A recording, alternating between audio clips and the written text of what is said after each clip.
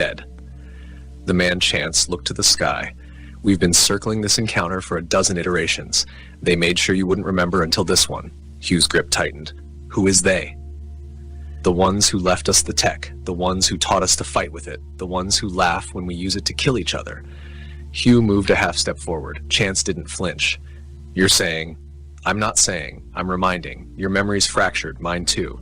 Ask yourself this, who was the first to offer us time jump tech? Who taught us field dampeners? Disruptors? Who never bled when the bullets flew? Hugh opened his mouth, closed it again. I'm not the enemy, Chance said, kneeling and placing a small prism on the ground. But I've worn their suit, once.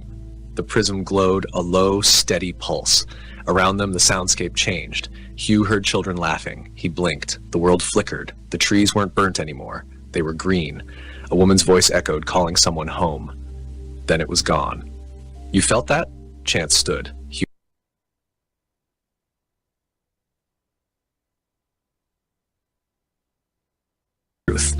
Chance gave a single nod.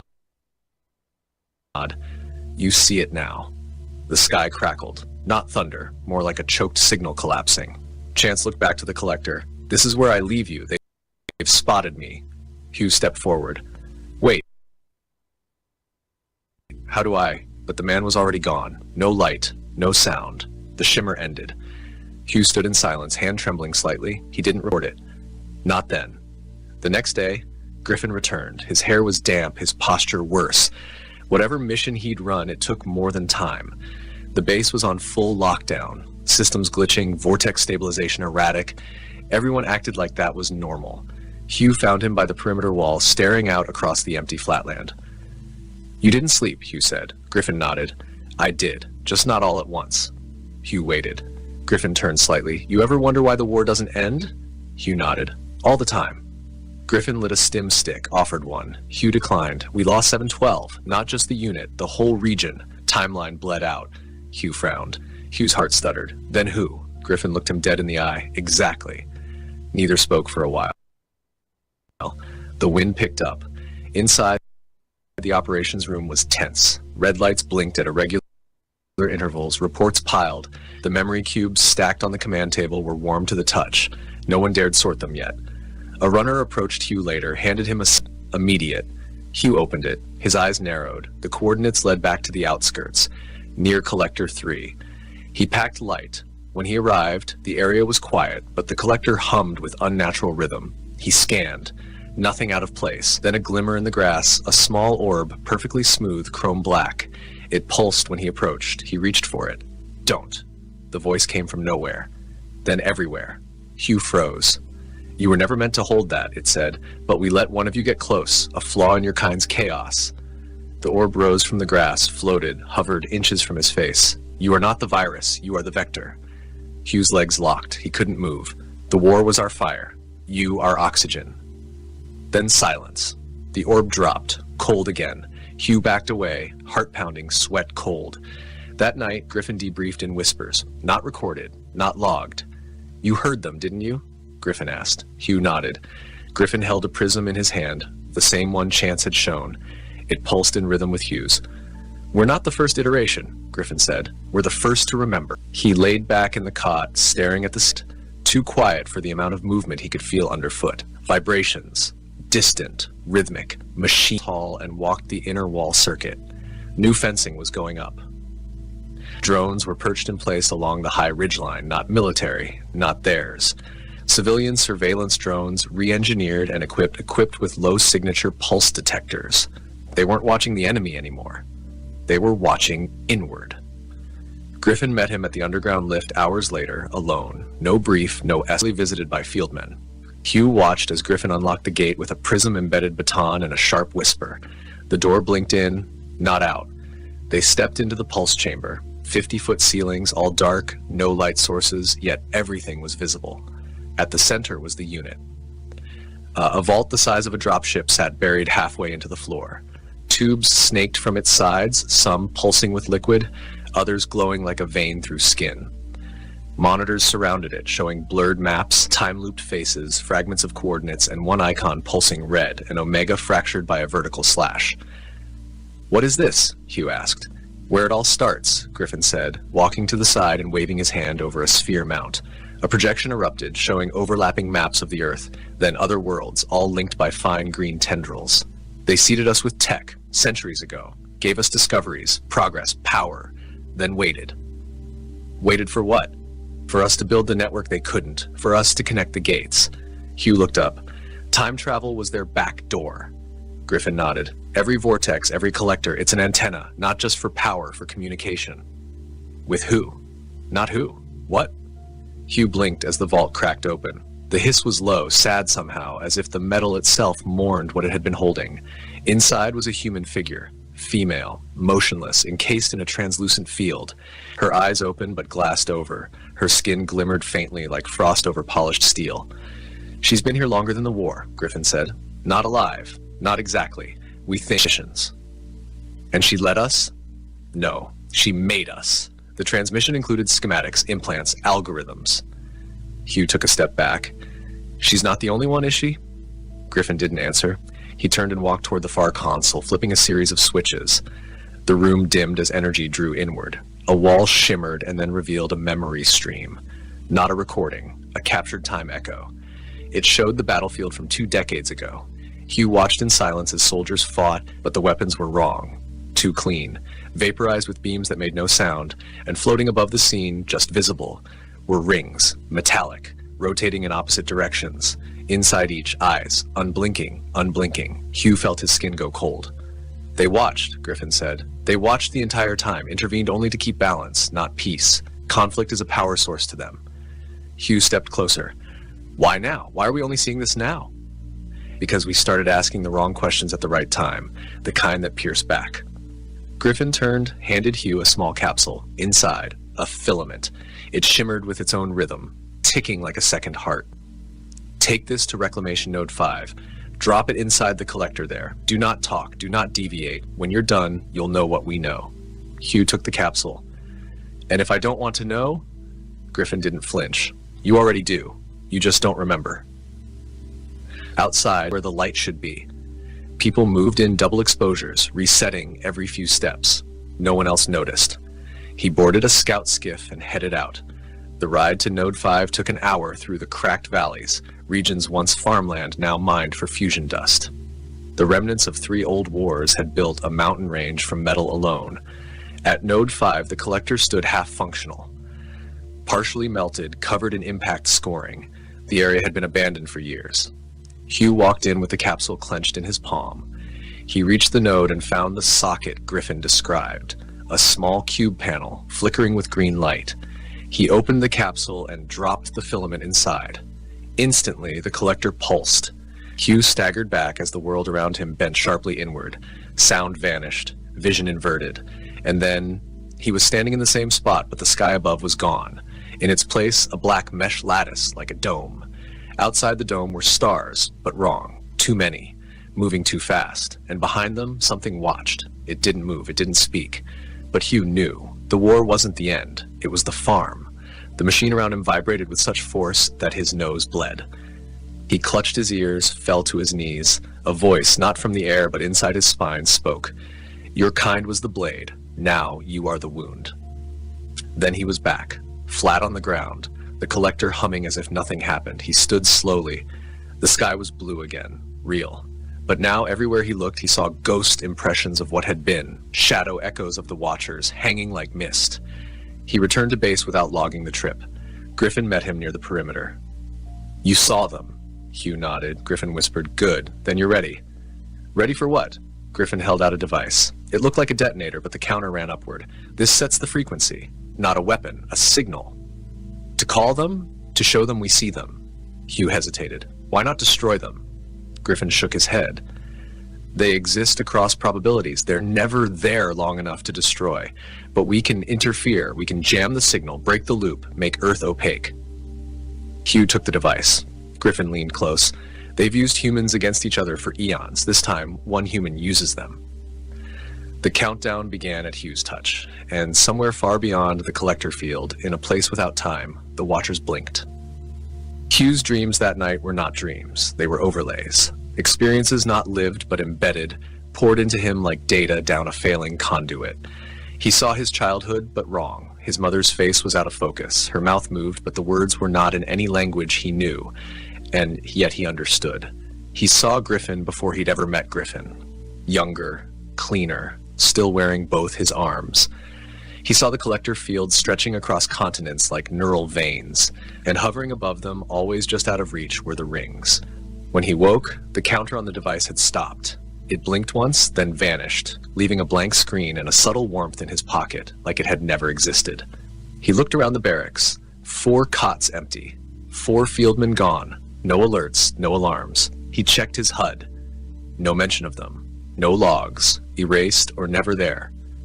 He walked into Central Ops to find the command deck in full lockdown. Griffin stood before a newly constructed DAS. Floating above it were 3 memory cubes, pulsing slowly like a heartbeat. No one else moved. All around, techs stood still, eyes distant, mouths shut, like statues waiting to be rewound. Griffin turned when Hugh entered, his eyes bloodshot, not from fatigue, but exposure. "They struck back," he said flatly. "They killed this timeline." Hugh blinked. "What?" Griffin gestured at the cubes. 3 anchors, fragments of 3 concurrent time branches that still remember this version of events. The rest are collapsing. We're in a localized breach. We have maybe 12 hours before the station loses alignment and gets absorbed. Hugh stepped forward. "Then we evacuate." Griffin didn't move. "No, we consolidate. We've found something. A map, not of time, but of cause." Hugh stood beside him now, the cubes flickering softly, projecting a field. The hologram showed a spiral, not linear, but coiled like a vortex looped into itself. Events orbited the center, sometimes merging, sometimes repelling. Hugh saw events he remembered, and ones he didn't, but knew. His hand passed through one, and it burned. Static bled into his skin. A timeline? No. A bypass. A false continuity. It masquerades as time, but it's a logic tunnel. They hide inside the assumptions we refuse to challenge. Hugh understood now. They're not just using tech, they're using belief. Griffin nodded. Everything we assumed about the war, about origin, about alliance, it's all engineered. The real timeline, the true causal strand, buried underneath their planted event cube on the DAS. This one was black. We create a false loop, a bait line. We simulated a divergence so catastrophic they can't ignore it. Something irresistible, something that threatens their design. Hugh frowned. And what would that be? Griffin looked him dead in the eye. You. Hugh felt it before he accepted it. Something in him had changed. The Watchers had touched him, marked him. Not infected, enhanced. He could feel the gaps in logic around him now, like holes in glass. We use you to rewrite the bait line, Griffin continued. A series of events where you gain control of the vortex lattice, where you unify the collector fields, where you collapse the war not by peace, but by coherence, a new frequency. Hugh was silent. Then, won't they see it? Griffin grinned. That's the point. When they enter the loop to interfere, we close it with this. He revealed a shard, metallic, humanoid in shape but abstract, a sculpture, or maybe a key. Its edges glowed softly like ice over a dying ember. What is it? An anchor, from before, from the original strand. Hugh took it. It was warm and cold, heavy and light, impossible. Griffin handed him a small packet. Inside, a pulse trigger and a single-use vortex drive. You'll jump to the coordinates in 10 minutes. You'll arrive 2 weeks before the Catalyst event. Set the stage. Let them see you rise. Let them think they've won. And when they enter, you'll know. Hugh didn't say goodbye. He never liked endings. He activated the jump. Time folded. He landed hard. Dust stung his eyes. The sky was orange, veined with stormlight. He was in the southern basin, just outside what would become the Spire base. Only it hadn't been built yet. Around him, civilians worked tirelessly, constructing, trading, surviving. It was a time of hope, and that made it all the more dangerous. Hugh infiltrated fast. His rank carried over, records aligned to support his presence. He began to manipulate key events. Traded black market schematics that intercepted skirmish orders, diffused 3 false flag attacks. He rose fast, as predicted. The timeline adjusted, stretched, reshaped. Eyes turned to him, and then they came. Not ships, not soldiers, observers. People who didn't exist in census data. Faces you never remembered. Conversations that evaporated as soon as they ended. Smiles that didn't reach the eyes. They watched Hugh from every corner of his world. He let them. He even spoke to one in the old library beneath the basin. She wore no insignia. Her smile was correct, not warm, not cold, just expected. You are deviating, she said. I'm adapting, Hugh replied. Your deviation is spreading. He nodded. That's the point. You risk recursive decay. You risk being seen. She paused. Her eyes flickered just once. That was enough. We see you, Hugh Forbes. I see you too. She left.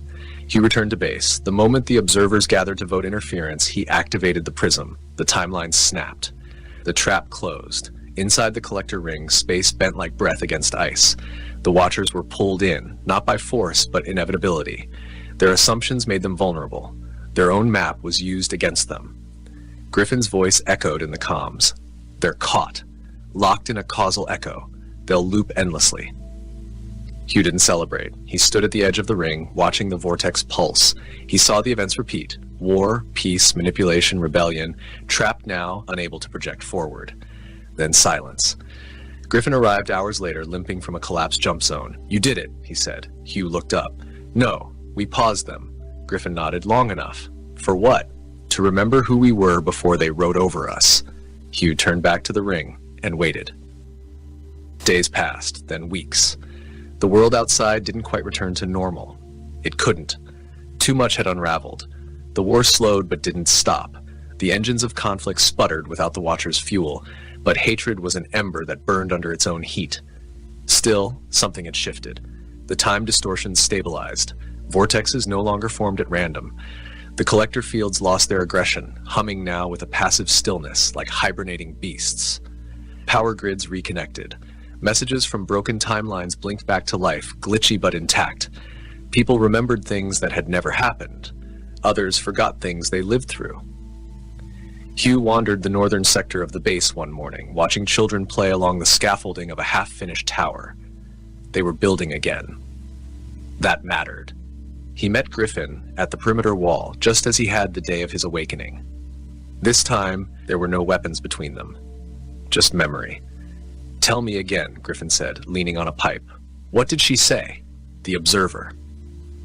Hugh scratched his chin. She said I was deviating.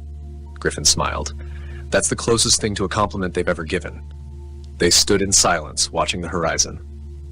Off in the distance, the collapsed shell of the set's former stronghold glittered in the morning light.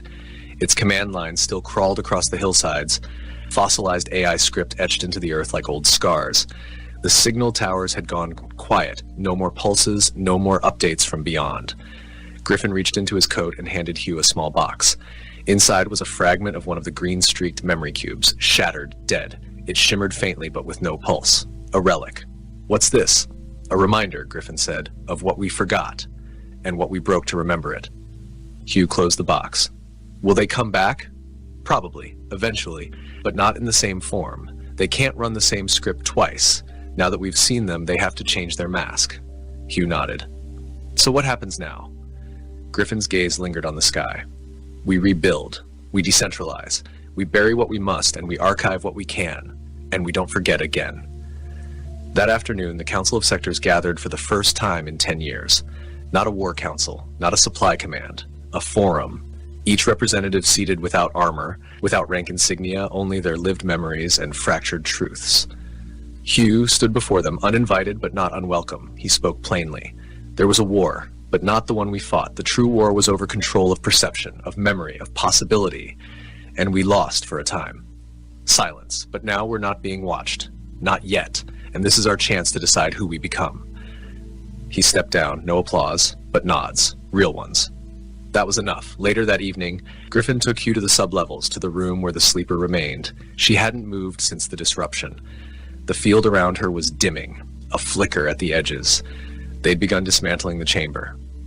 She wasn't one of them, Griffin said softly, but she wasn't one of us either. Hugh approached the field, looked into her eyes. There was something there now. A flicker, a blink. She saw him. He stepped back. We should end it. Griffin nodded. We will. The chamber lights dimmed. The encasement powered down. For the first time in years, the hum ceased. Outside, the base slowly returned to function.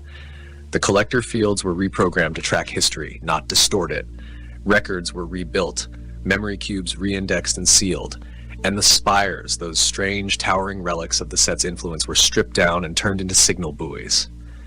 Beacons of caution. A warning. Hugh returned to the field corps, but not as a soldier. He walked from zone to zone, speaking, listening, learning what had survived and what had changed. Some towns had no memory of the war. Others remembered wars that never existed. Each version of truth had weight. At the edge of the eastern ridge, Hugh sat with a boy no older than 10, watching a glider drone circle overhead.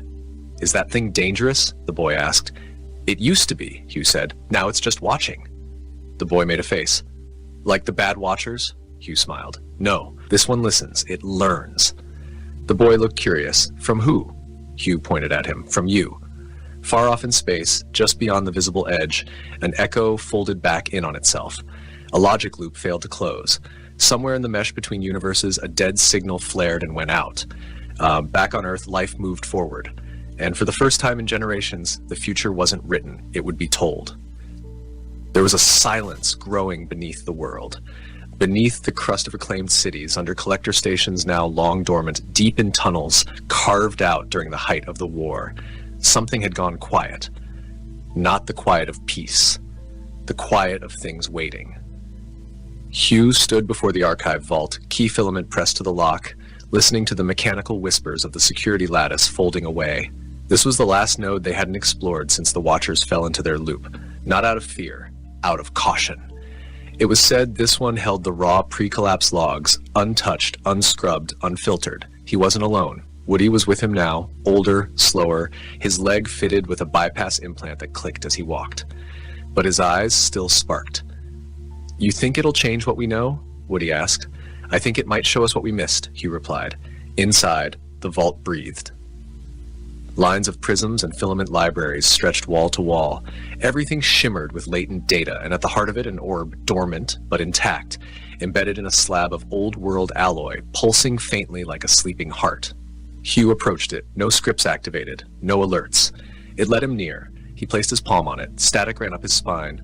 Images hit him in frames. The first city, the first seed. The first whisper of foreign design implanted into Earth's grid under the guise of a solar alignment project. Then the black rains, then the first clean war, then the first altered memory. And behind it all, shapes. Not creatures, not ships, motifs. Patterns of logic that birthed technologies and fed ideologies. They weren't watchers, they were shepherds or farmers. Hugh pulled his hand away. The orb quieted. "God," Woody said. "We were the crops." "No," Hugh corrected, standing slowly. "We were the soil." They returned to base under the veil of a mild dust storm. No alarms, no debriefing, only silence from those who waited. Griffin met them, already knowing, his face drawn sunken, like he'd read it all through the static. "We can't destroy it," Hugh said. Griffin nodded. "I wouldn't ask us to." "What now?" We reframed the timeline. Hugh raised a brow. "We admit the truth," Griffin continued, "to everyone. No more classified loops, no more time-layered missions, and no more grooming the future like we're shaping it. That'll shatter half the command." Griffin smiled without warmth. That half was already cracked. The announcement came 2 days later, a broadcast shared openly across all regions. Hugh stood before the array, wind at his back, voice steady. "We were shaped, engineered, but we were never owned." He paused. Let it sink in. The Watchers didn't lose, they were paused. But we must learn, because they never stopped preparing us for themselves. We must build a world where interference is impossible, not just hidden. He stared into the lens, unblinking, and we begin with memory. All of it. Every truth, every fracture, every false timeline. We record it, we teach it, we write it down so the next era won't be born blind. That day, the base began the archive. Every survivor submitted their story. Some spoke in rage, others wept. Others simply recited what they remembered. But they spoke. For the first time, they owned their memory. Hugh watched from the catwalk above as fieldmen and civilians alike lined up to add their voices. Even the old set officers, long disbanded, were there, humbled. Griffin stood beside him. "Do you believe it'll hold?" Hugh didn't answer right away. "No." Griffin tilted his head. "But I believe they'll try," Hugh said. "And that's enough." In the shadows of the collector fields, now dismantled and rusting in the sun, children ran without weapons. The sound of their feet was real, not fabricated, not repeated from a forgotten timeline. Real. The walls of the base, once humming with vortex interference and cloaked in disruptor fields, now bore murals, a timeline made of images, not loops. Art told the story. The field code from the fallen timeline had been transcribed into poetry. The names of the lost engraved along the northern barricade, which now stood not to protect, but to remember. And in a chamber far below, sealed in silence, the anchor sat, no longer needed, but never discarded, because even peace, when earned, needs a keystone. Hugh left the base one final time, not in retreat, not in exile, but in purpose. Across the fractured lands were still untouched towns, wild colonies, survivors uncounted. He would walk until his name was forgotten, until his story was retold by those who never knew him. That was how memory healed, not by being preserved perfectly, but by being handed forward, flawed, and still beating. The last image of Hugh, recorded in the archive, was a simple one. A man standing at the edge of a broken road, pack slung over one shoulder, looking ahead, and in the distance, a sky that no longer shimmered. Somewhere far above the atmosphere, where no collectors reached, where even the time loops hadn't curled, the last fragment of the Watcher's architecture floated. It was not a ship, not in any human sense. It was a vessel of probability, a skein of possibility woven tight into a field of shifting potential. It did not move through space, it moved through assumption. Where belief was strong enough, it appeared. Where doubt crept in, it flickered out. But something was wrong now. Inside this structure, the inhabitants, or remnants, processed pattern collapses at blinding speeds. They projected shadow selves into still looping fragments of old Earth, seeking resonance. But the resonance was gone. The lattice had been severed. Hugh's act, the trigger Griffin handed him, the field disruption seeded into the fake loop had done more than trap them. It had taught the world to question, and doubt was fatal to the Watchers. Within the vessel, one node pulsed erratic. The shape inside, a humanoid approximation crafted to better observe those who evolved through struggle, shivered. "You deviated," the node said aloud. There was no response. Deviant vector has spawned replications. Local thought-form environments no longer reinforce the assumed chain. Silence. The subject vector has ignited recursive free agency nodes. Authority structures collapsing. Absorption impossible. Still silence. The figure tilted its head. Begin observer shutdown. We will attempt re-entry through a lower assumption tier. And the ship dimmed. On Earth, Griffin received the signal hours before sunrise. He read the data burst 3 times before speaking. They've gone under. Hugh was across the continent now, helping rebuild the aquifer maps and re-establish grain corridors, but his signal returned in less than a minute. Gone where? Beneath awareness. They're going dark, waiting to be believed in again. Hugh responded simply, "Then we stop worshipping ghosts." The last phase began not with a war, but with a school. A single building, set into the old ruins of what was once a set outpost, now ringed with gardens and water channels. Its walls were painted with the words of 100 timelines, all jumbled, forming a new whole. Students came from all sectors, some whose ancestors had been on the wrong side of the war, others from fringe colonies who'd barely survived. They weren't told what to believe, they were told to remember and to question. Hugh taught there only once a year. He sat on the floor, never behind a lectern. He told stories. The truth of them didn't matter as much as the questions they raised. The one he always ended with went like this. "There was a day once," he said, "when someone asked what would happen if we stopped reacting, stopped assuming the enemy was each other, and the answer came. Quiet, simple, unavoidable." He waited. Someone always asked, what was the answer? He smiled. We remembered who we were, and they couldn't survive that. That night, the stars flickered in the sky, not from battle, not from interference, but from alignment. A pattern locked into place, a story completed, a loop broken not by force, but by letting go, and so ended the first book, not with a final battle, but with a final breath, a return to self, a knowing. The Watchers waited, but no one came back. Years passed, not in silence, but in motion, rebuilding, reconnection, relearning. The surface of the earth no longer bore the sharp scars of war, but it did not forget them. Roads etched with blast lines had become market lanes. Collector ruins turned into sanctuaries, each one a circle of stone and steel where people told stories and sang of timelines they'd never lived, but now somehow remembered. Hugh grew older. The man once shadowed by weaponry and war had grown into something else. Not a leader, not even a figurehead, but a presence. People didn't salute him. They asked him questions. He didn't give orders. He asked better questions in return. He rarely stayed in one place longer than a season. One winter in the southern terraces building floodgates with teenage engineers. Another summer on the Central Plateau, helping construct transmitter towers that no longer aimed to call out to watchers, but to call across one another. Pure communication, human to human. No lords overhead, no silent witnesses in orbit. Children now grew up knowing the war as a shadow, not a monster. They played games where the monsters were defeated not with weapons, but by seeing them clearly, naming them aloud, and choosing to walk past. In the city of Orlan, a rebuilt trade hub over one of the oldest collector fields, Hugh met a woman named Ray. She was tall, quiet-eyed, and burned metal into poetry. Her sculptures stood over intersections, phrases twisted from salvaged steel and old war plates. Truth is memory untied from fear. All gods can be doubted. Do not kneel to patterns.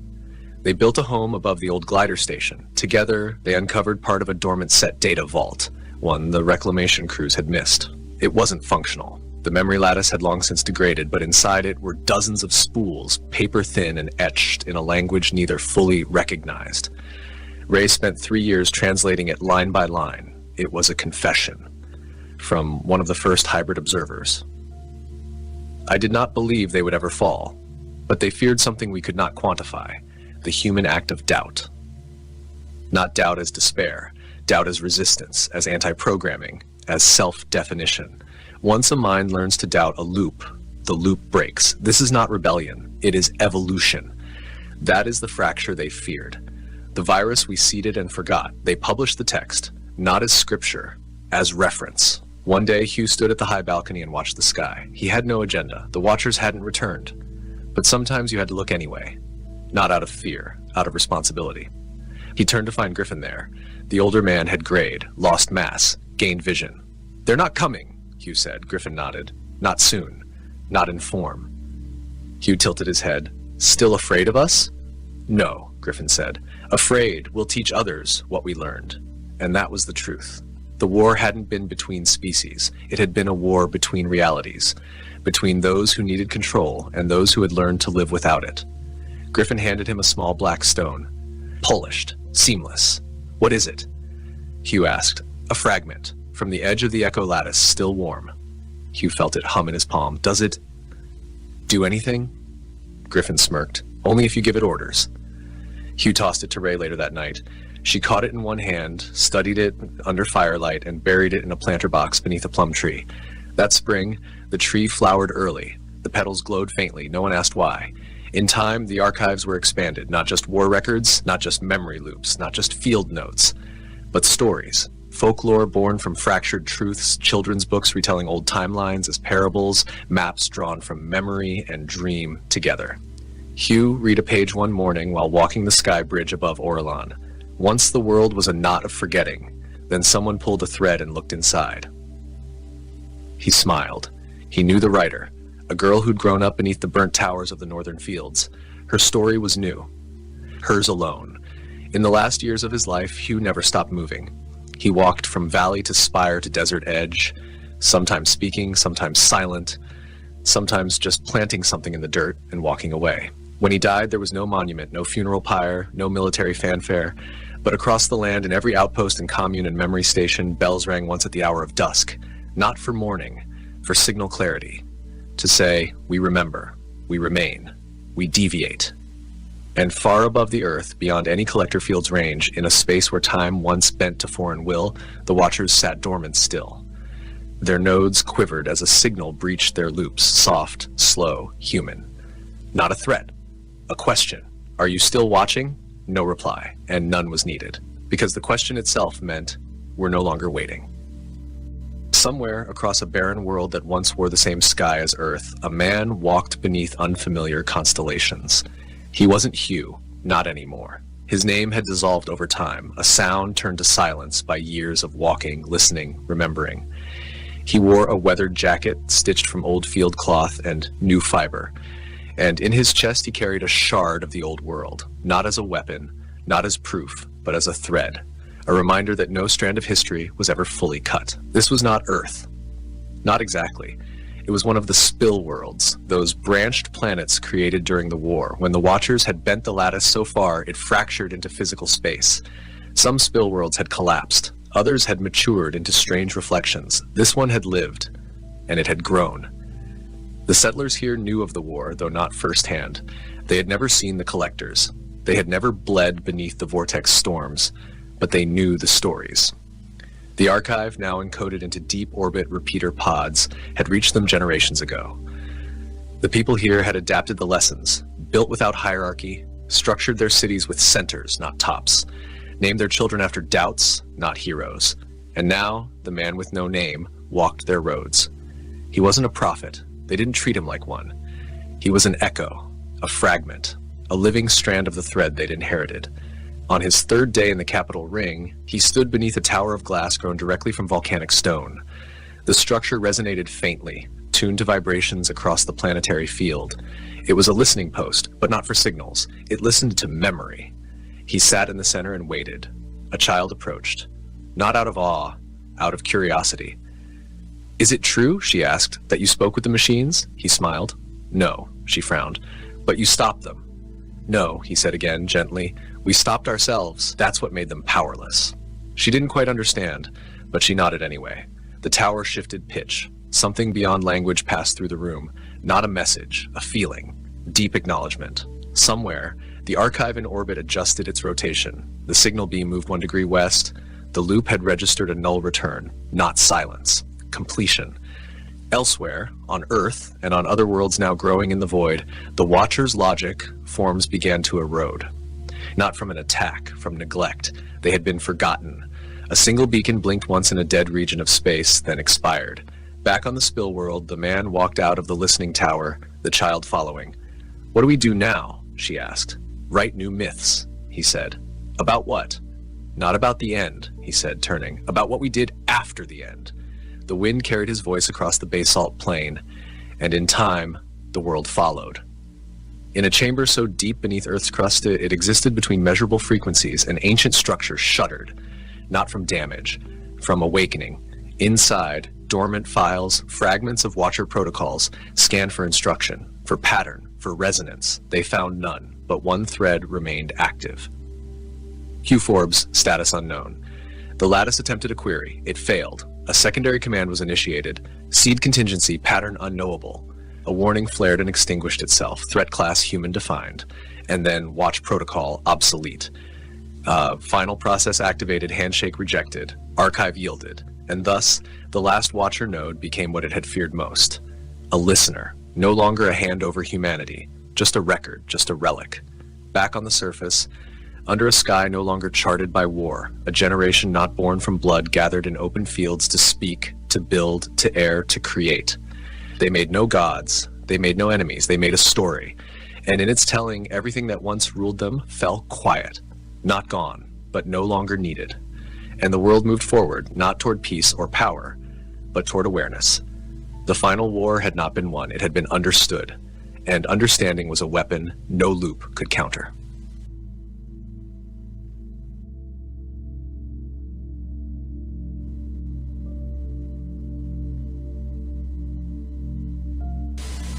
It began in a laundromat on the edge of Atlantic City, the kind of place where everything smelled faintly like dryer sheets and lost hope.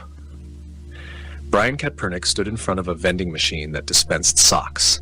He wasn't entirely sure why he was there, only that a letter had arrived at his office that morning, handwritten on the back of a gas bill and folded into a ball. It simply said, "Trouble in motion, must follow the thread, starts in AC, ends where flags bleed."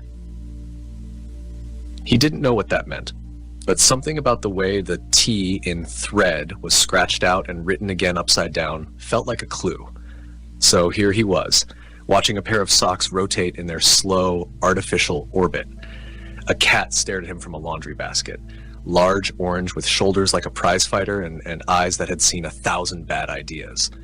Thunder did not approve of laundromats, mostly because the noise disrupted his tactical hearing, but he had followed Brian here regardless.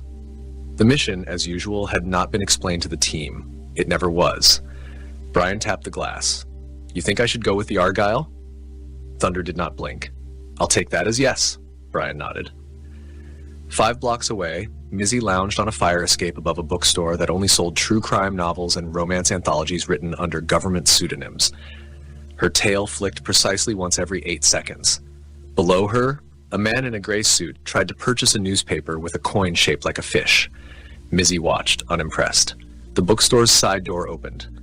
Lady slipped out, carrying a rolled-up city zoning map in her teeth. She darted across the alley without a sound, leapt onto a crate, then vanished into the shadows behind a billboard featuring a smiling astronaut and a bottle of luxury water. Back at the laundromat, Brian's phone buzzed. The screen displayed only a single word: inbound.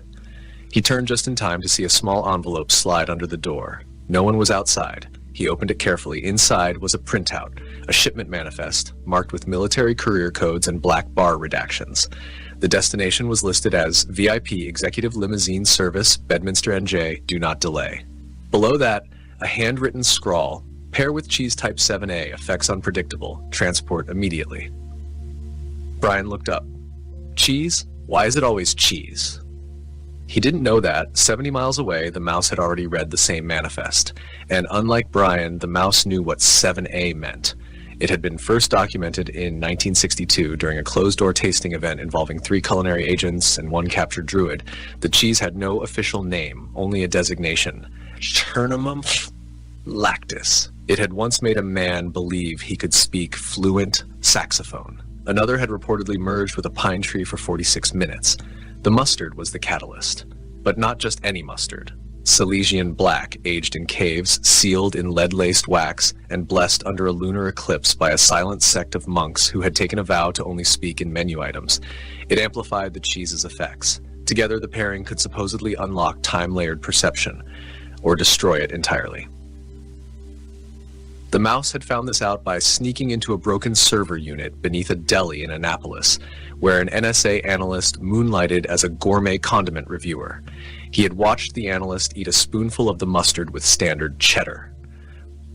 The analyst had immediately declared bankruptcy in Latin and disappeared into a mirror.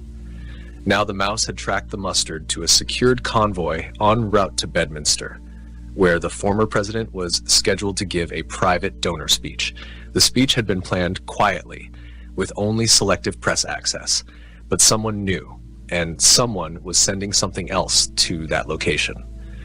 The mouse's tail twitched. He would need to be in that limo, and he would need to get there before the delivery did.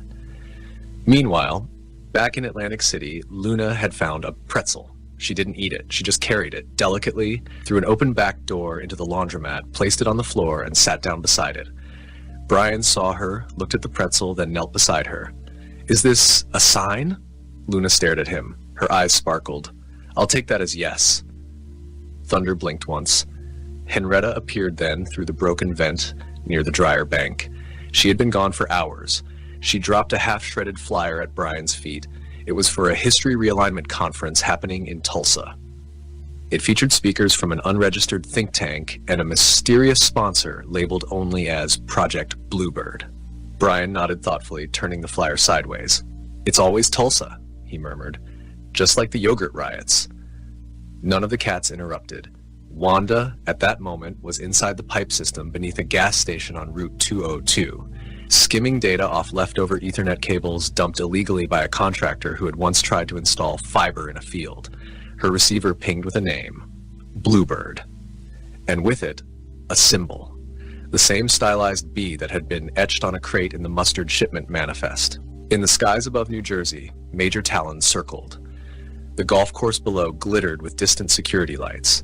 In the distance, the Trump National Golf Club's private event area glowed in the fog like a stadium of whispers. Talon dipped his wings. The limo was inbound. The mouse was already beneath it. Hidden in the undercarriage, pressed against the chassis, he clung to a bolt with 2 claws and a gum wrapper. The limo hummed with security frequencies, but the mouse had once bypassed a NORAD login with a dried cranberry and a sigh. This was simpler. He had 6 minutes to breach the cargo lock beneath the seat. Then he'd know if the mustard was real. Inside the limo, there was no railgun, no exotic weapons, just armored plating, custom seats, and a sealed case. The mouse opened it. Inside, 2 vials, one marked SBM1, the other a slice of cheese with a date. July 13, the day of the rally. The mouse froze. This wasn't just indulgence. Someone intended to give the former president the pairing that day, hours before he was scheduled to appear on stage. And the effect, if rumors were true, might do more than alter perception. It might reveal truths or secrets he wasn't meant to remember. Secrets tied to 2020, to Tulsa, to Project Bluebird. The mouse's nose twitched. He sealed the case. He needed to think. And if he knew anything about the way EATU worked, he knew this was now larger than just the cheese.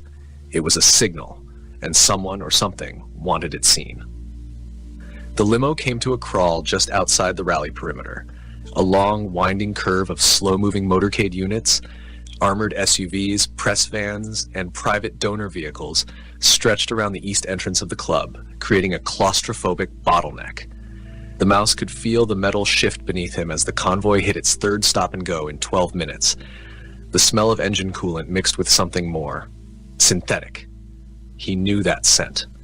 It was the kind of polymer used in plastic-coated bioseals. This limo wasn't just carrying the mustard and cheese. It was transporting something else. Inside the cabin, barely 2 inches above him, were feet. Shoes. A pair of leather dress shoes and a pair of soft orthopedic soles. The conversation was muffled but unmistakably real. "I still think we should wait until the Tulsa trial runs conclude," someone said. "You don't test perception triggers on senators," the other voice replied, lower, older. "You test them on someone immune to reputational damage." The mouse's ears twitched. Above him, the vials shifted inside their cradle. The convoy braked again. The mouse slipped slightly and jammed his paw into the wheel housing to hold steady. That's when he felt it. The tiny tremor in the steel. A magnetic relay pulsing in time with a signal. Someone was tracking the cheese. Meanwhile, Brian had taken the wrong train 3 times and was now convinced he was being redirected by fate, or the MTA. "I don't think it's Brooklyn," he muttered, studying the station map upside down. But the seagull looked very decisive when it pooped near the Jersey line. Gray was already 2 steps ahead. She had tapped into the station's camera grid and was watching the convergence of donor traffic, Secret Service deployment, and protester groups gathering around the main entrance. A school bus marked American Re-Education Symposium had parked illegally near the service lot and was now leaking glitter and historical inaccuracies. Luna sat in the driver's seat of an abandoned flower delivery van nearby, staring out the window. No one questioned her. She looked like she belonged there. In the sewer pipe beneath the west retaining wall, Wanda coughed violently and slapped a switch to flush out the nerve-dampening detergent someone had dumped into the public drain system. Her tail spasmed. She tapped a wet keyboard with one fin. "Signal jammed," she whispered. "Satellite feedback is looping. Someone's spoofing EATU comms." Back inside the limo, the mouse was panicking. The crowd was gathering. The route had been modified due to unplanned scaffolding work, a factor that hadn't been logged by the Secret Service's last-minute update packet. The result, the limo was now crawling past the south service lane, near the rally stage. Barricades were being hastily repositioned. Then it happened. A security agent in the lead SUV opened his door. Just enough. Just briefly. The mouse took the chance. He bolted. Small, fast, nearly invisible, he dove beneath the side mirror, darted through the underbody slats, and landed beneath the curb lip near a vendor table selling patriotic foam fingers and unauthorized ketchup popsicles. He was in the crowd. It was loud. Smelled like wet t-shirts, sunscreen, and political tension. And it was tightly packed, the kind of space that turned minutes into tightrope acts. The mouse tried to climb up the back of a folding chair, lost traction, and triggered a tourist to drop a soda. The splash hit the shoe of a man standing at the edge of the service scaffolding, a man who had been staring through a modified lens scope, quietly syncing his breathing. He twitched, the lens refocused. He hadn't fired yet. His finger moved. He adjusted his stance. Then he caught a glimpse of something beneath the stage, a blur of gray fur, a tail, a twitch. He reacted, just half a second early. The gun fired. Screams. Security scattered. A red streak traced the air. And from across the press barricade, Brian Katpurnick tripped over a discarded megaphone, collided with the vendor table, and flipped end over end into the base of the scaffolding. Everyone saw it. Everyone assumed he had tackled the shooter. The mouse did not look back. He slid beneath the bleachers, heart racing, tail bleeding from a scrape, mustard scent still in his nose. The vials were still in the limo, but now the cheese was missing. He had triggered something, but not what he expected, and above the chaos, an eagle circled once, paused in its arc, then vanished into the light. The envelope arrived unmarked, folded 5 times, and sealed with a faint impression of a hawk's talon. Brian Katpurnick retrieved it from the inside lip of his office toaster. He did not question how it had arrived there. The toaster had delivered stranger things in the past. Once it returned a library card from 1978. Another time, a toothpick with coordinates to an Icelandic thrift shop. But today, it was the envelope, and the envelope contained an invitation.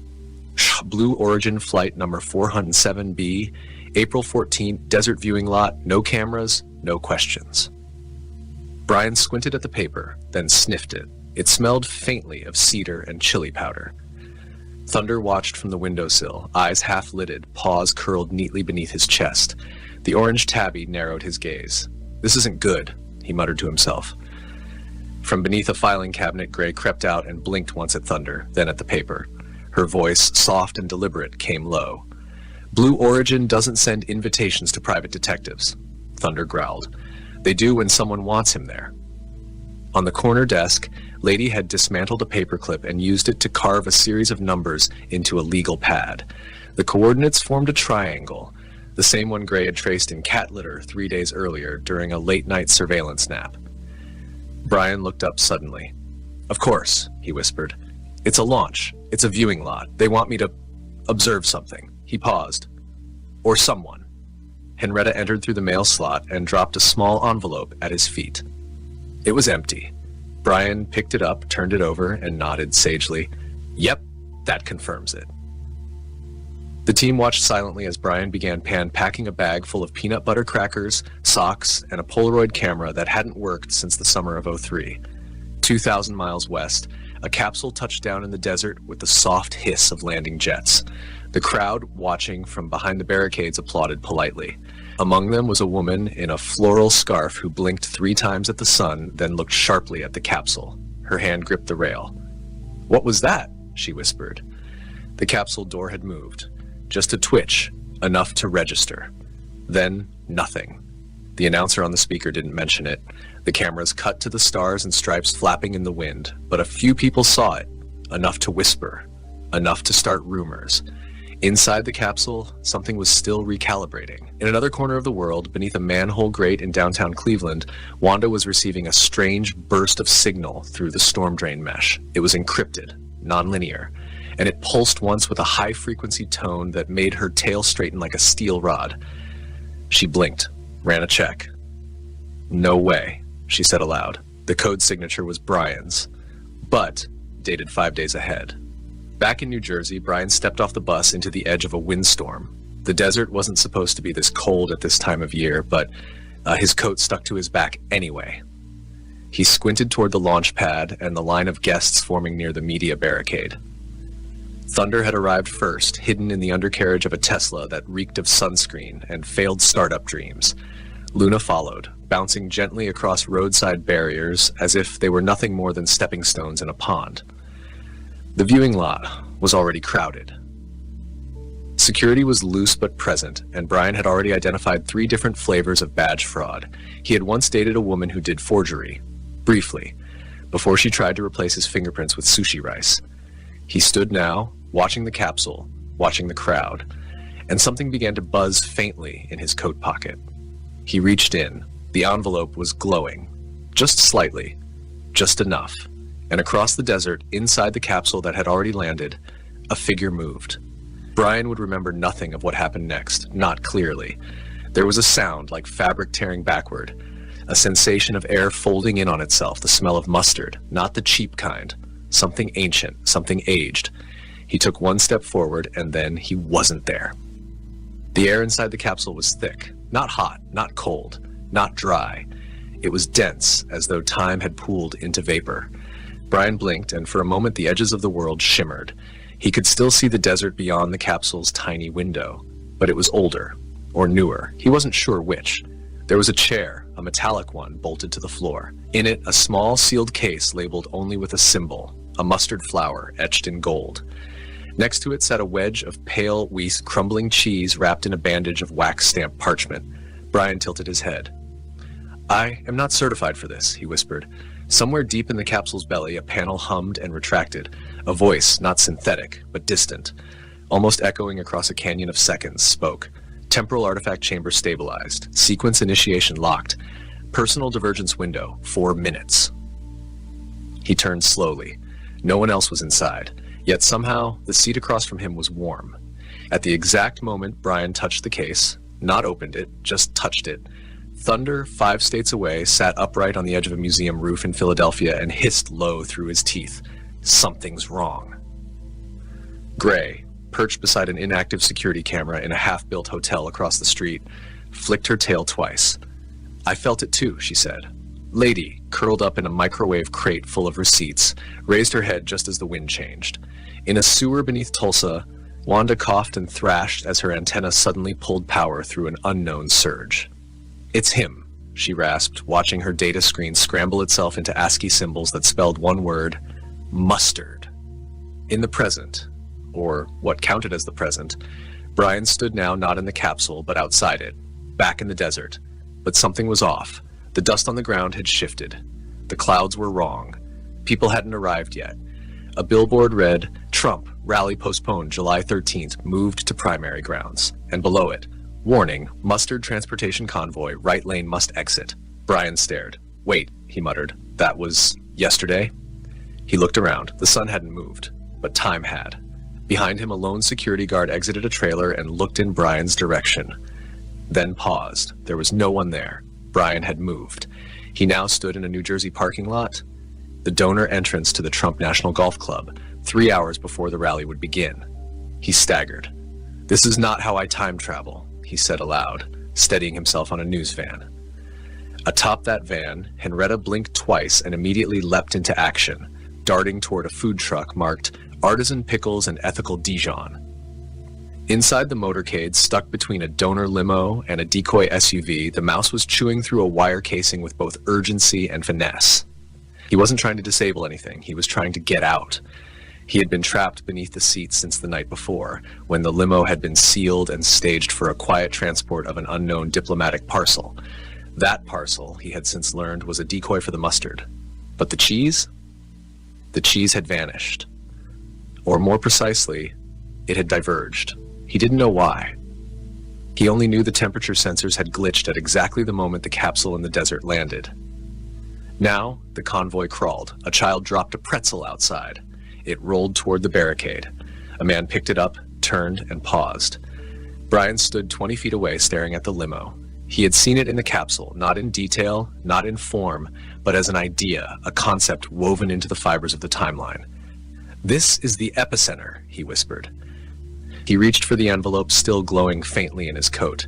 Inside was a second page he hadn't noticed before. "Do not prevent the event.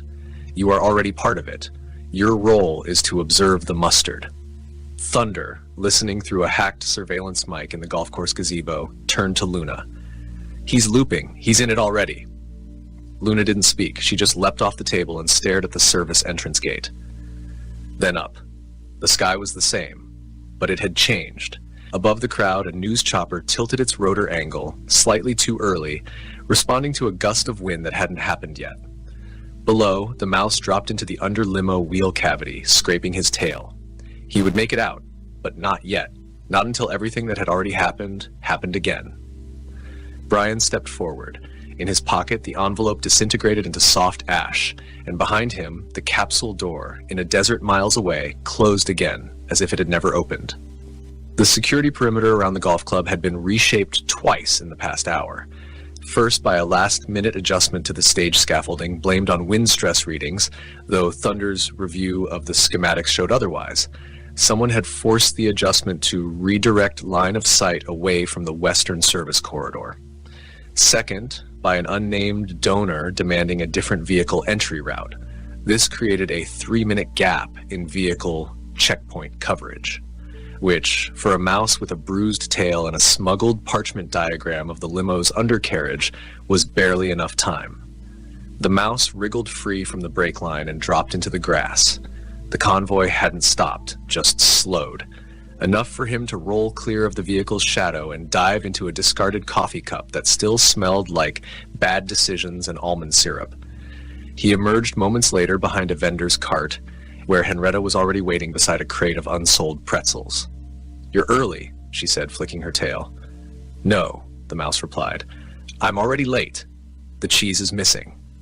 Henrietta twitched. "Cheese doesn't just disappear."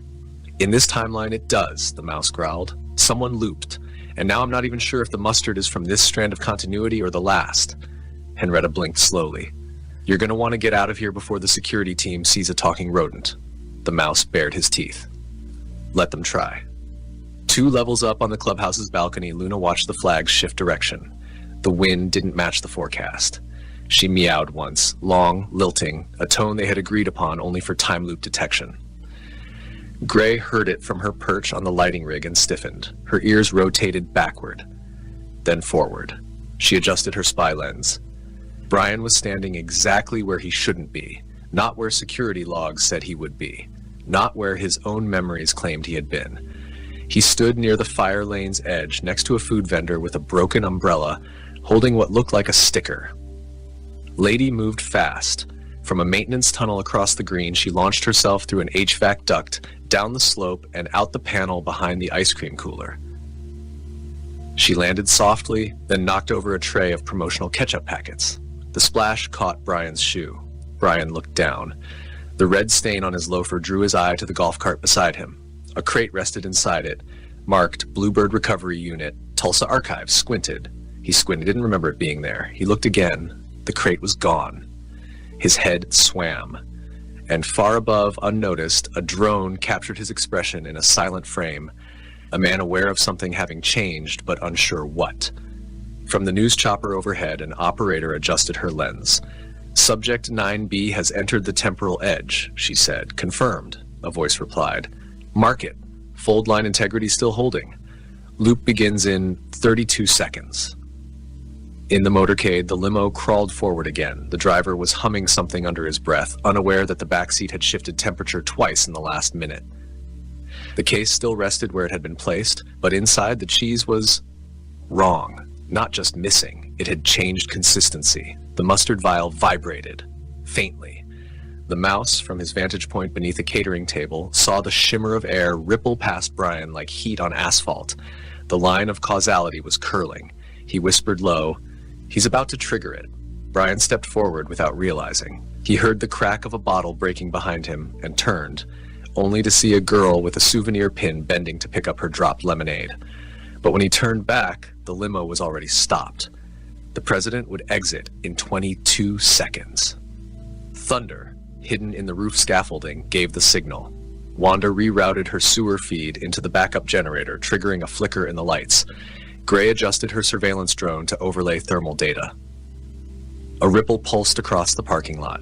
Luna whispered to the wind, and the pigeons took flight. And in that moment, Brian's memories clicked. The capsule, the cheese, the mustard. He knew what was coming. He knew he couldn't stop it, but he knew where to stand. He stepped into the light, the shooter moved, and history surged forward. The silence that came just before the shot felt like the world had inhaled and forgotten how to exhale. From atop the service scaffolding, Thunder's fur stood on end. He was crouched behind a mesh lighting grid, scanning the crowd below. He didn't need to see the shooter. He could feel the tremor in the air, the shift in focus from chaos to fatal intent. Everything narrowed, everything aligned. Brian was in the exact place he had been in the first time. But this time, he wasn't surprised. He turned slowly, just enough to see the flash of metal glint in the light, just enough to know the sound was coming next, just enough to step 1 inch to the left. The gunshot tore through the air. A scream fractured the crowd. Someone dropped a phone. The security detail reacted with practiced instinct. But the bullet hit nothing. Or rather, it hit a plastic balloon arch behind Brian that exploded with a pop and a spray of confetti. Brian stared at it, then at his own hands. He was holding a souvenir flag. He did not remember picking it up. Above, in a private viewing booth, the woman from the desert, the one who had seen the capsule door shift, whispered something into her sleeve. "It's folding," she said. "He's correcting it. He doesn't know, but he is." Inside the limo, chaos reigned. The doors locked. The president was secured by 2 agents who moved with mechanical precision. The mustard vial began to glow faintly, just once, then went dark. The mouse, clinging to the interior carpet lining beneath the rear axle, was finally dislodged by the vibration from the emergency override protocol. He tumbled into the grass and immediately bolted beneath the lip of a curbside drain. Henrietta met him there. "Too close," she said. "I didn't cause it," the mouse snapped. "Not this time." "You're sure?" "I was trapped until 10 seconds ago." Henrietta gave him a skeptical look, but said nothing. The shooter had been tackled. By whom, no one could say. A man with a hat? A girl in a blue shirt? A tourist group from Delaware had conflicting stories. What no one saw was Brian, face pale, standing perfectly still, watching the exact trajectory of the bullet in his mind. He'd seen it before. He'd already seen it. He was too early. He turned and walked toward the golf cart parking area. No one stopped him. They were too busy writing headlines. Mizzy sat beneath a canopy near the donor tables, licking her paw with dramatic disinterest. Behind her, Gray stitched together 5 different surveillance feeds into one fluid frame. Brian arriving, Brian moving, Brian avoiding the bullet on purpose. Lady was already at the printer, printing falsified ID passes to get the team out clean. Wanda's sewer feed picked up a burst of communication from an unregistered uplink tower in Kansas. The message was short: Tulsa compartment confirmed. Phase 3 artifact not recovered. Loop integrity compromised but stable. She shuddered. Back in the capsule, or what was left of it, in the desert, time folded in again, briefly, just enough for a gust of wind to knock over a discarded seatbelt harness. The capsule's onboard system registered a heartbeat, then silence. Brian stood on the roof of the visitor center an hour later, looking out over the green. His hands were empty. His mind wasn't. He remembered the cheese now. He remembered the mustard. He remembered being in the capsule, past, present, possibly future, and seeing a version of himself not quite aligned with the one in the mirror. Luna sat beside him, silent, tail curled delicately. Brian nodded. "Yeah," he said softly. "I didn't stop anything." Luna bumped his elbow with her head. "But maybe I didn't start it either." The sun set. That night, after the debriefs, the press conferences, the sweep of the field, and the locking down of every inch of footage, Brian returned to his office. He opened the door. Everything was as he left it. The messy desk, the ancient typewriter, the plant he hadn't watered in 2 weeks. Except one thing. A small, sealed bottle. It sat perfectly centered on his desk blotter. No label, no fingerprint, just the faint scent of something spicy, something ancient, something that didn't belong in this timeline at all. Brian sat down slowly. He didn't touch it. Not yet. Brian stared at the bottle. It wasn't imposing. No swirling vortex inside, no arcane inscriptions etched into the glass, just a small, heavy vial of mustard sealed with wax, a dark amber hue pressed with a symbol he'd only seen once before. Capsule. In the capsule. Backwards. He didn't move for a long time. Outside, the sky churned, not dramatically, not apocalyptically, just enough for the clouds to slip past each other out of sequence. You wouldn't notice if you weren't already twisted sideways through time. Brian noticed. Luna curled on a shelf above the door, opened one eye. It glinted silver, caught in the flicker of a desk lamp that hadn't been turned on. She said nothing, but her ears flicked toward the bottle. It wasn't just the mustard. It was when the mustard came from. Thunder patted into the office like a diplomat arriving late to a volatile summit. He paused by the doorframe, eyes narrowing at the desk. "He can't open that." Gray followed, silent, her tail tip tracing invisible spirals in the air. "He won't," she said. "Won't or shouldn't." Thunder growled. "That line's been blurry for weeks." On the rooftop, Henrietta watched the city through binoculars stolen from a mall cop who was still wondering why his walkie-talkie only played opera now. She adjusted the focus. Movement at the museum. She hissed. "They're still cleaning up from Tulsa. They don't know the cheese was never in the crate." Wanda's voice crackled over the subfloor comm system. Confirmed. Bluebird officials still chasing metadata phantoms. They think Brian's part of a code leak. They're wrong, but only technically. Down in the sewer system, Wanda adjusted her fins. "And for the record," she added, "that mustard isn't inert. I ran spectral scans. It's reactive to proximity, specifically temporal residues." Thunder winced. He was in the capsule. Gray's ears went back. He looped. Lady meowed quietly from the windowsill, then pawed at a chalkboard diagram of interconnected timelines. She erased a single arrow, then drew a dotted one looping from the desert to Bedminster, then back to the office. Brian finally exhaled. It was all already done, wasn't it? Thunder growled low. Depends on if you believe in causality. Brian blinked at him. I usually believe in mustard expiration dates. Luna purred, just once. A low hum that, to the other cats, meant he's starting to remember. And he was. The strange cold inside the capsule, the flinch that wasn't his, the moment the shooter missed because someone, possibly Brian himself, had nudged a folding chair 4 inches to the left 2 days earlier in a timeline no longer accessible. There were 2 Brians, maybe 3, and they all knew different parts of the same ending. He looked again at the bottle, not to open it, just to understand it. The wax was cracked slightly along one edge, not enough to break the seal, but enough to suggest it had already been opened, somewhere, somewhen.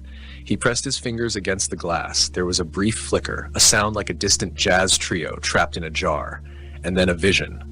Not clear, not cinematic, just an imprint, a memory that hadn't happened yet. Brian, standing at the edge of a different rally, rain falling, a cheese sample pressed into a guard's hand, a whisper in his own voice, "Don't let the mustard touch metal." He gasped. The vision vanished. Luna was on the desk now, paw resting on the bottle. Brian nodded. "I'm not supposed to fix it," he murmured. "I'm supposed to keep it moving." Thunder grunted. "The timeline folds, but only where there's weight." Gray's tail flicked. "He's the fulcrum." Henrietta radioed in from the museum roof. Federal cleanup unit just found a fake cheese shell embedded in a photo prop. They think it's part of a psychological op. Lady tapped a paw on her chalkboard. "I think it is too." Brian stood. He didn't take the mustard. He just left the office door open. A breeze moved through, and somewhere, in a different capsule, a chair turned itself around. The chair spun once, slowly, without sound. It wasn't a mechanical rotation. It was something older, something that moved in the absence of direct force, like the memory of movement echoing forward. Inside the capsule, the lights dimmed to a flicker, then surged into full brightness, revealing nothing but emptiness. No passengers. No sound. Just the faint scent of ozone, time-burned cloth, and a trace of something pungent. Mustard. Not spilled. Not opened. Just present. Meanwhile, across 3 time zones and 3 timeline deviations, Brian Katpurnick was halfway through a box of animal crackers he'd found in a file cabinet labeled 2020 Flare Contingency. He wasn't hungry. He just needed the pattern. The lion-shaped ones always came with a clue. From his couch, which sagged awkwardly in the middle as though it had hosted a small party of raccoons in a previous life, Brian traced the crumbs into a triangle.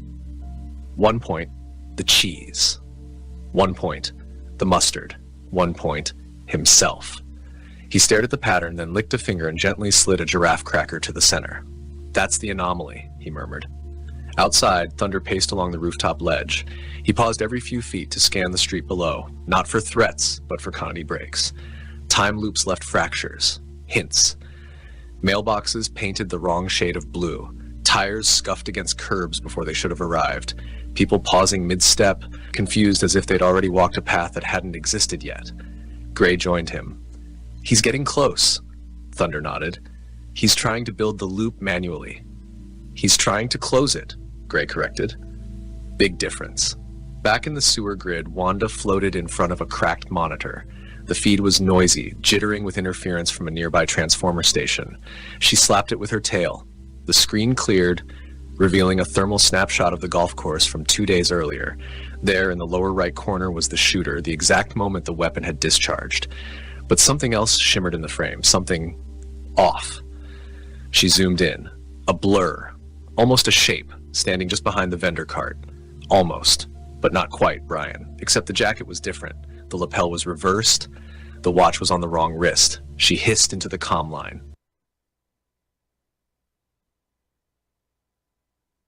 He looped again. Luna, curled on the windowsill, blinked twice. She knew. Brian had been in more than one strand of this story. Some versions didn't return. Others left artifacts, bottles, cheese, the occasional lost sock that hummed faintly if you held it under moonlight. But this Brian? This one might still finish the loop intact. Inside the office, Brian was now surrounded by open folders. Not from his own case files, but ones he had never seen before. Pages with typed briefings. Surveillance photos stamped with defunct Project Bluebird, Tulsa Cell. A sticky note with the words, "Don't eat the cheese twice." He didn't remember writing it. He checked the timestamp, tomorrow's date. He set the note aside and reached for the mustard bottle again. Still sealed, still humming ever so slightly in his hand. And then, for just a moment, it wasn't. The wax flickered. The air bent. The shadows on his office floor shifted backward by 1 inch. And standing in the doorway was Brian. But not this Brian. Not quite. Same face, same coat. No shadow. He didn't speak. He just looked at the bottle, then at the desk. Then without a sound, he nodded once and vanished.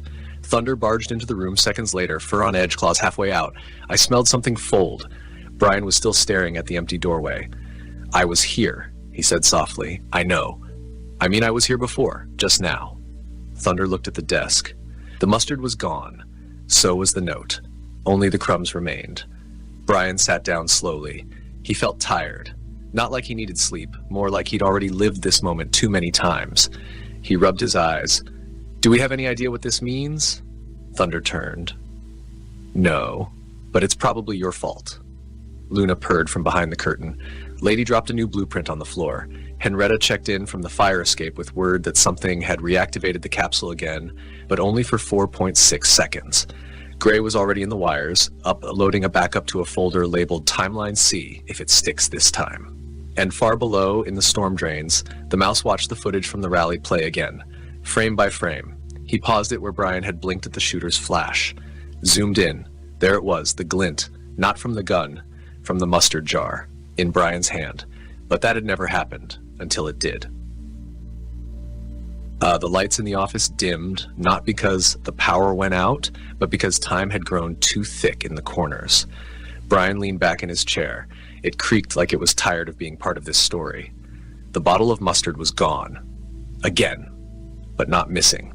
He could feel it, like an aftertaste of something powerful, like a smell that hadn't been in the room, but now clung to every object just the same. It had moved forward or backward or sideways. The desk clock ticked irregularly, 3 seconds, then a pause, then 1, then 5. The mechanism wasn't broken, just undecided. Wanda's voice broke through the comm line with a tone none of the team had heard her use before. Tight, strained, reverent. The capsule opened again. Thunder, standing beside the radiator, snapped to attention. "What came out?" Wanda didn't answer right away. Then, no one. But the seat was warm. Lady, halfway through rewriting a scrambled incident log from the Tulsa field team, looked up. "Another Brian?" Gray's tail flicked twice. Or a folded one. Across the room, Luna leapt onto Brian's desk. She circled once, then settled against the spot where the mustard had been. She didn't look at him, but her body language told him enough. He was the loop. Henrietta called in from the clock tower 3 blocks down, where she had been following a van full of classified dairy samples headed toward an archive center in D.C. "They've retracted the cheese manifests," she said. "Bluebird's pulling assets. They think the loop's closed." Thunder growled. "They're wrong. He's still in it." Brian was listening, not to the comms, to the shape of things, to the way the air tasted. He stood up and walked to the mirror. His reflection stared back. For a heartbeat, it was slightly late. Just a blink. He checked his jacket pocket, empty. Checked the coat rack. Nothing.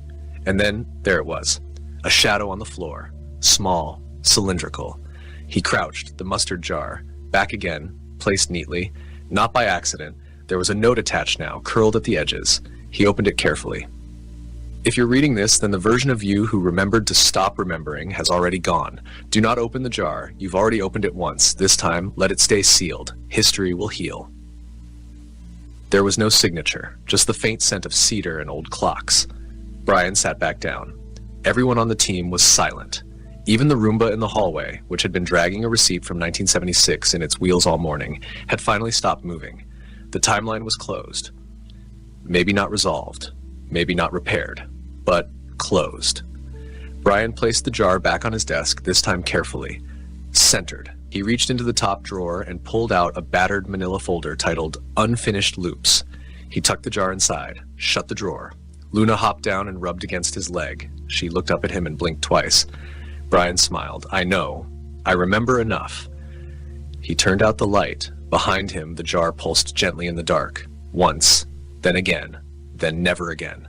Somewhere in the desert, the capsule door stayed shut. Somewhere on a surveillance server no longer accessible, a moment flickered out, a frame erased, a duplicate overwritten, and somewhere far below, in a pipe with just enough clearance for a rodent carrying a microfilm reel, the mouse trudged forward, muttering to himself. Still didn't get the cheese, but he smiled. Because maybe next time, he already had.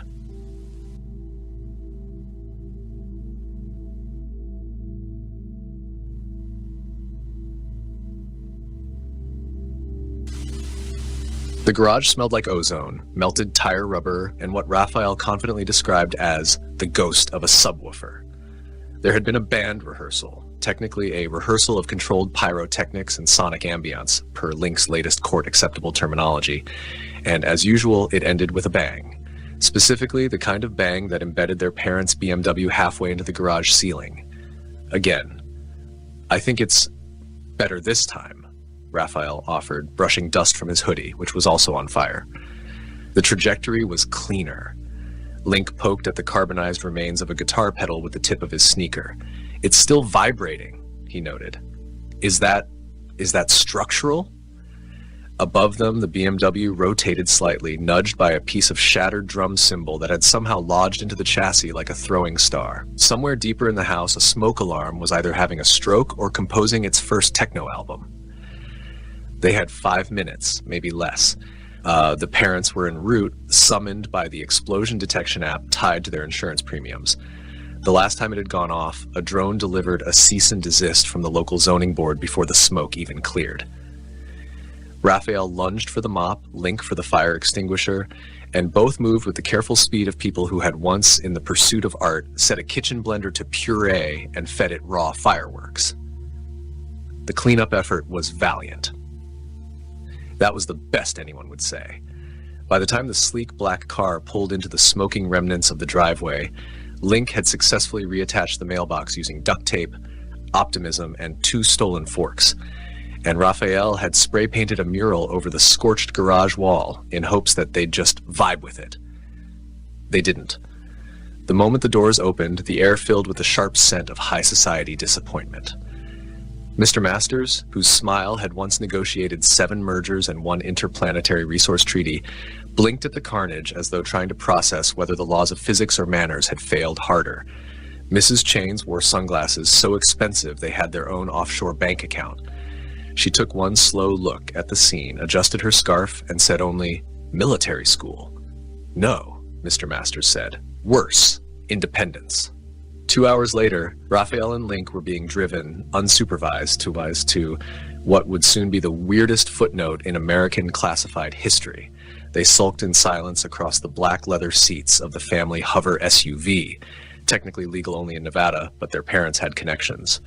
"You realize this is just exile with a minibar," Link muttered. "At least we'll finally have space to blow things up without blowing up anyone else's assets," Raphael said, ever the optimist. The house was modern in the way that buildings designed by AI architects who had only ever seen furniture catalogs tend to be.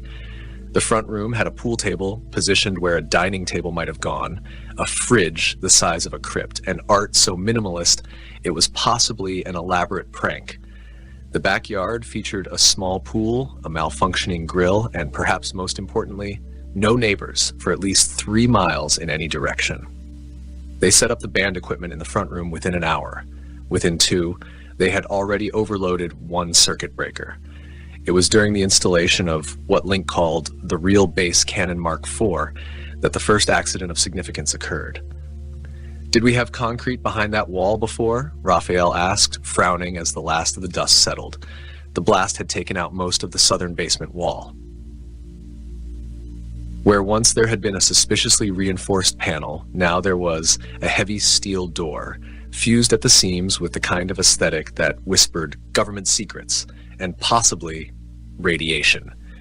It had no handle, no keypad, no obvious way to open, which of course meant they were definitely going to try. It took them half an hour and 3 questionable applications of crowbars, electromagnets, and 1 leftover band cymbal, but eventually the thing hissed open with the reluctant sigh of a facility waking from a half-century nap. Inside was an elevator. Service elevator, Link noted. But like aggressively serious service, possibly involving black sites. Raphael pressed the only button available. The door shut behind them with the finality of a submarine hatch. The floor began to hum. Somewhere several hundred feet below, in a dimly lit control room lined with blinking lights, unfinished pizza crusts, and Cold War coffee cups, a janitor named Stanley Jensen opened one eye. He'd been napping since 1987, officially. The CIA had classified the facility mothballed and sealed, which in practice meant they forgot it existed after a change in budget lines, and the intern who used to file things under Nevada left for law school. Stanley wasn't bothered. He liked it here. It was quiet. Everything worked. The robots were polite. Occasionally, the internal AI would play reruns of Gilligan's Island, which he found soothing. He was, in his own way, the last warden of a forgotten frontier of American insanity. Until now. He reached for the phone. It was still wired. He dialed the emergency line, one of only 3 numbers he still remembered. "Jensen," he said. "God, you're still alive," the voice on the other end muttered. "You mothballed the lab, not me. What's the status? We've got visitors." "Agents? No, teenagers." Silence. "Can you contain them?" "Nope. New property owners, apparently. Legal. Transfer filed with the county. I checked. The land deed says masters and chains, joint custody." A sigh. Then observe. "I was planning to nap." "You can nap between disasters." "Fine." By the time the elevator opened for Raphael and Link, Stanley had switched into his janitor uniform, a decision he would later regret, and was hiding behind a wall of old soda machines, watching 2 of America's wealthiest teenagers walk into a facility that hadn't seen a human under the age of 50 since before disco died. Link found the snack machine first. "Still stocked," he said, awed. Raphael was looking at the map. "This place has levels, like 32. One's labeled temporal R&D. You think that's like watches?" "Sure," Raphael said. "Probably watches." Somewhere deeper in the complex, unnoticed by anyone, a light flickered on above a button. The button read, clearly, "Do not press." It was glowing. Naturally, they pressed it. The button clicked with a satisfying mechanical thunk, followed by a chirp that sounded suspiciously cheerful for something likely built during a time when computers still required punch cards and mild paranoia. Lights hummed on in distant corridors. Somewhere far below, a ventilation system wheezed to life. A siren coughed once, decided against it, and went back to sleep. "I feel like we just did a thing," Link said, staring at the now depressed button. "Technically," Raphael replied, "we did exactly the one thing the sign said not to. I mean, that's not legally binding. No, but it does feel spiritually inadvisable." The room did not explode. No poison gas hissed from the vents. No countdown began. In fact, absolutely nothing appeared to happen, which was worse. "Well," Raphael said, brushing imaginary dust from his jacket, "I guess it's broken." Link eyed it warily. "Or we just started a process, a slow, chemical, catastrophic process." They left the room, partly out of growing boredom, and partly because a vending machine in the corner was flashing the words, "Fresh pizza available," in bright green font. "Oh, no," Stanley whispered from behind his soda machines. Not the pizza trigger. It had been a mistake, a simple misfile.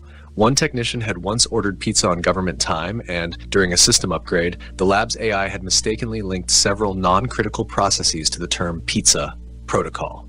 Now, buried deep within the facility, 2 long dormant chemical canisters began to leak into one another. Their names were unpronounceable in English, but the effect was simple. When mixed, they reconstituted an alien biogenic organism believed to be a prototype reconnaissance unit sent by a species whose only exposure to Earth came from intercepted cartoon broadcasts and reruns of Italian cooking shows. The creature had been secured in 1968 after it declared war on a Chuck E. Cheese, and now it was waking up.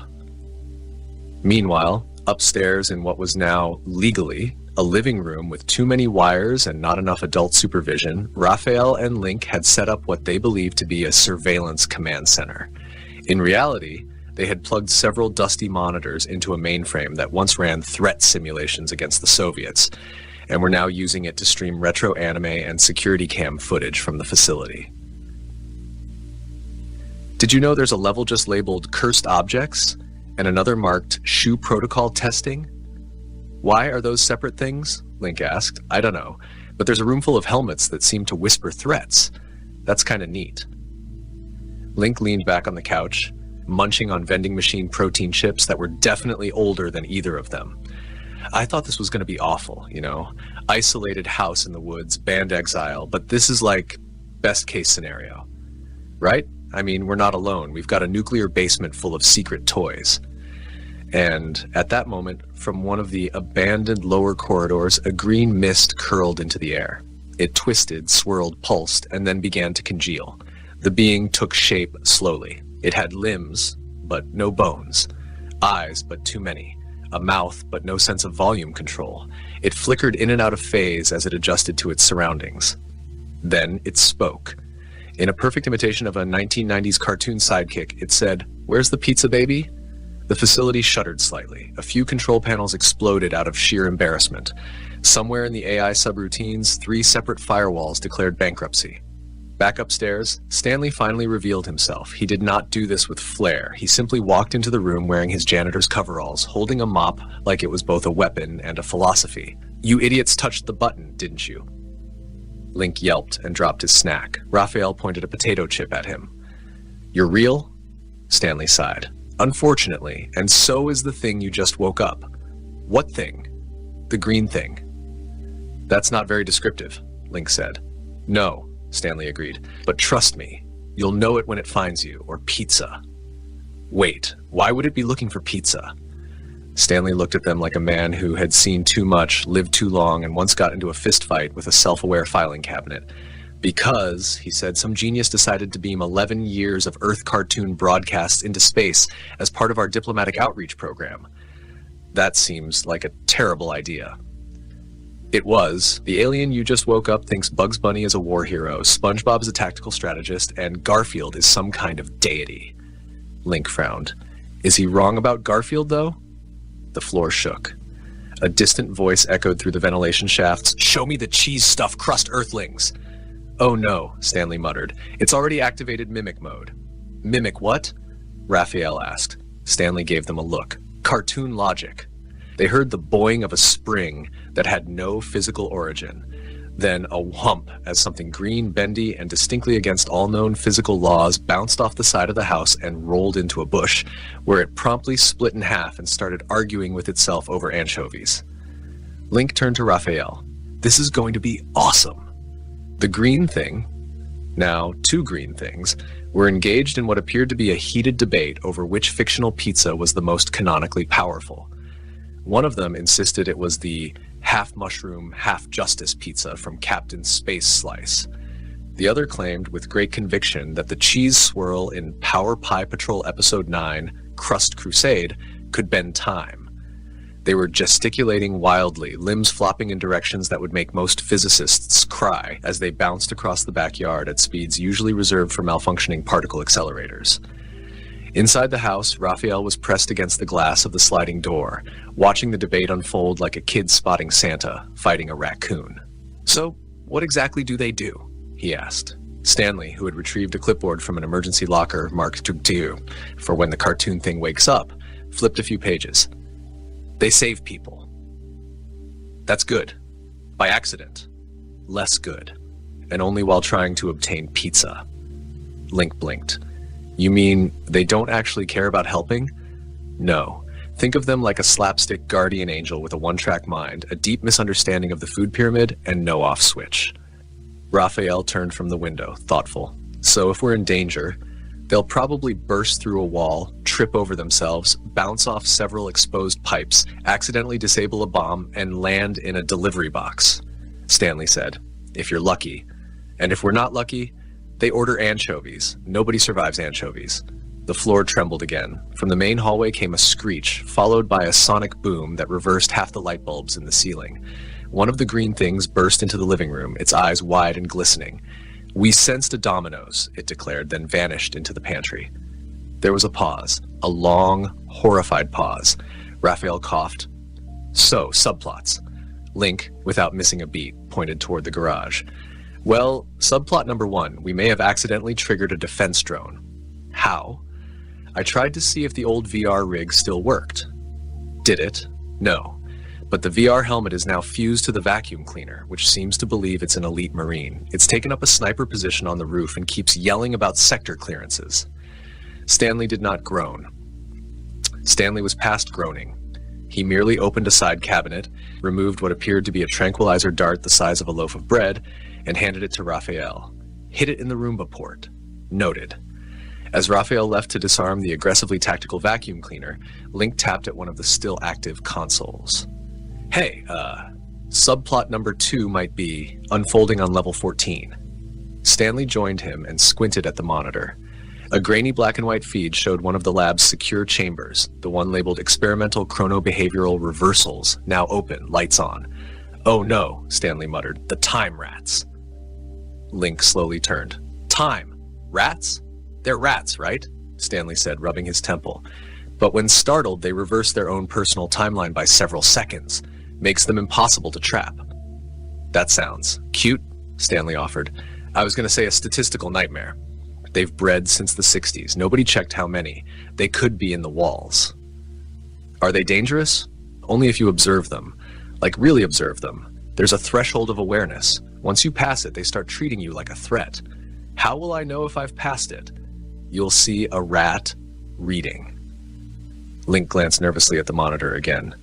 Well, subplot 2 is now about stopping time-literate rodents before they achieve a breakthrough.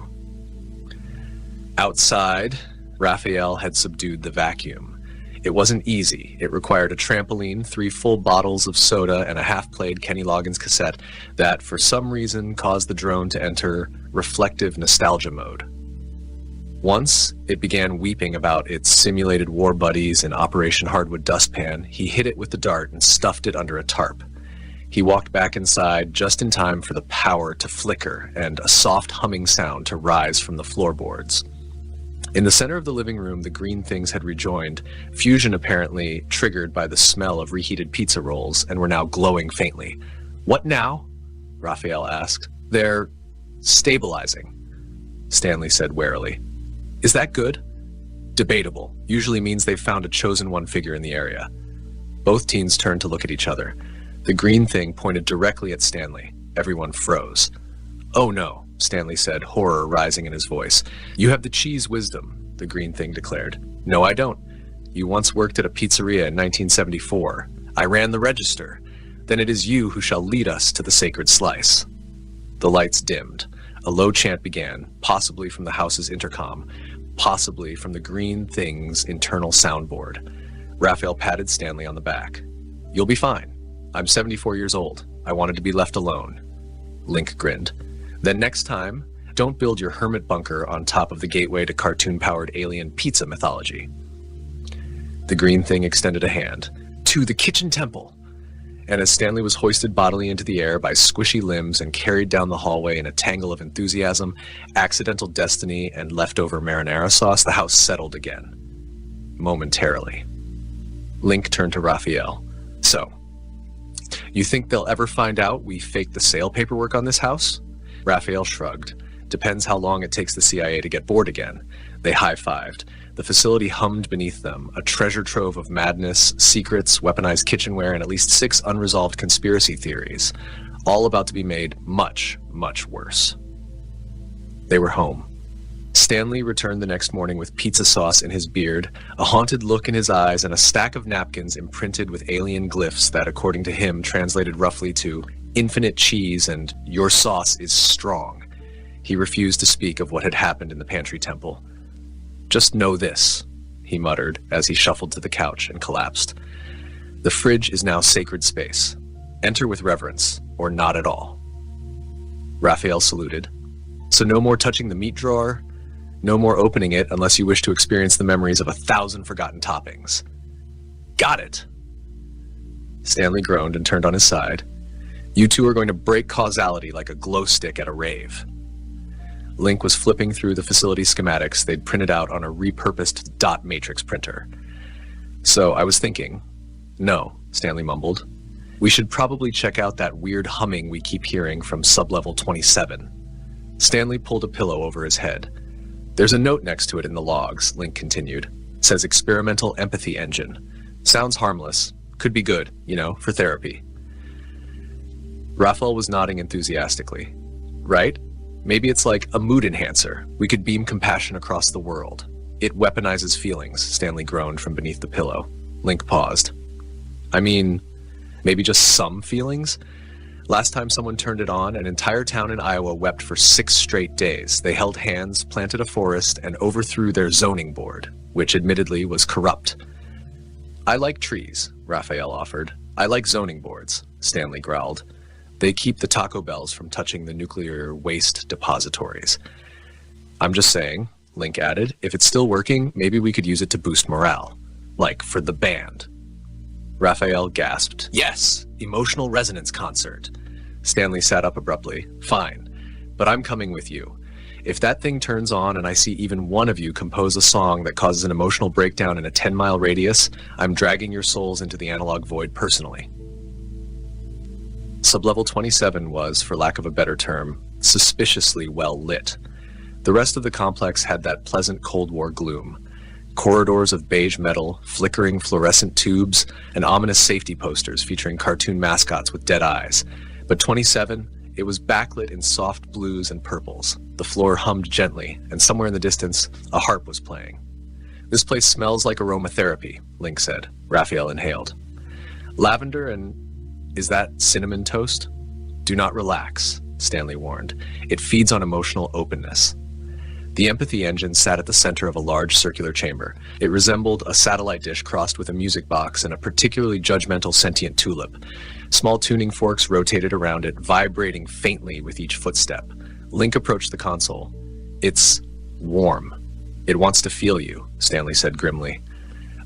It's like a big emotional Roomba. That's not comforting.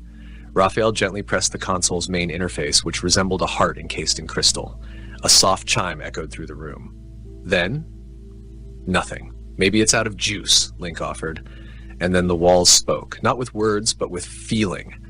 A wave of pure melancholy surged through the chamber, mild at first, like remembering a forgotten birthday, then more intense, like the final note of a really good series finale. Raphael dropped to his knees. I miss my hamster. You never had a hamster, Stanley pointed out. I miss the idea of a hamster. Link stared at his hands. My fingers are just tiny arms with fingernails. That's so weird.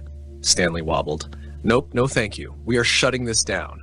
But before he could reach the failsafe, the green thing arrived, bouncing, oscillating, arms wide and full of vending machine pepperoni. I heard your feelings from upstairs, it declared. You require pizza hugs.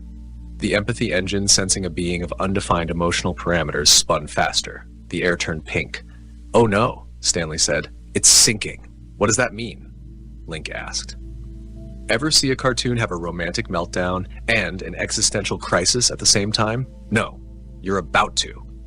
The green thing paused, cocked its head, and then split, this time into 3 smaller versions of itself, each one representing a different emotional state. Sad one, wailed the first.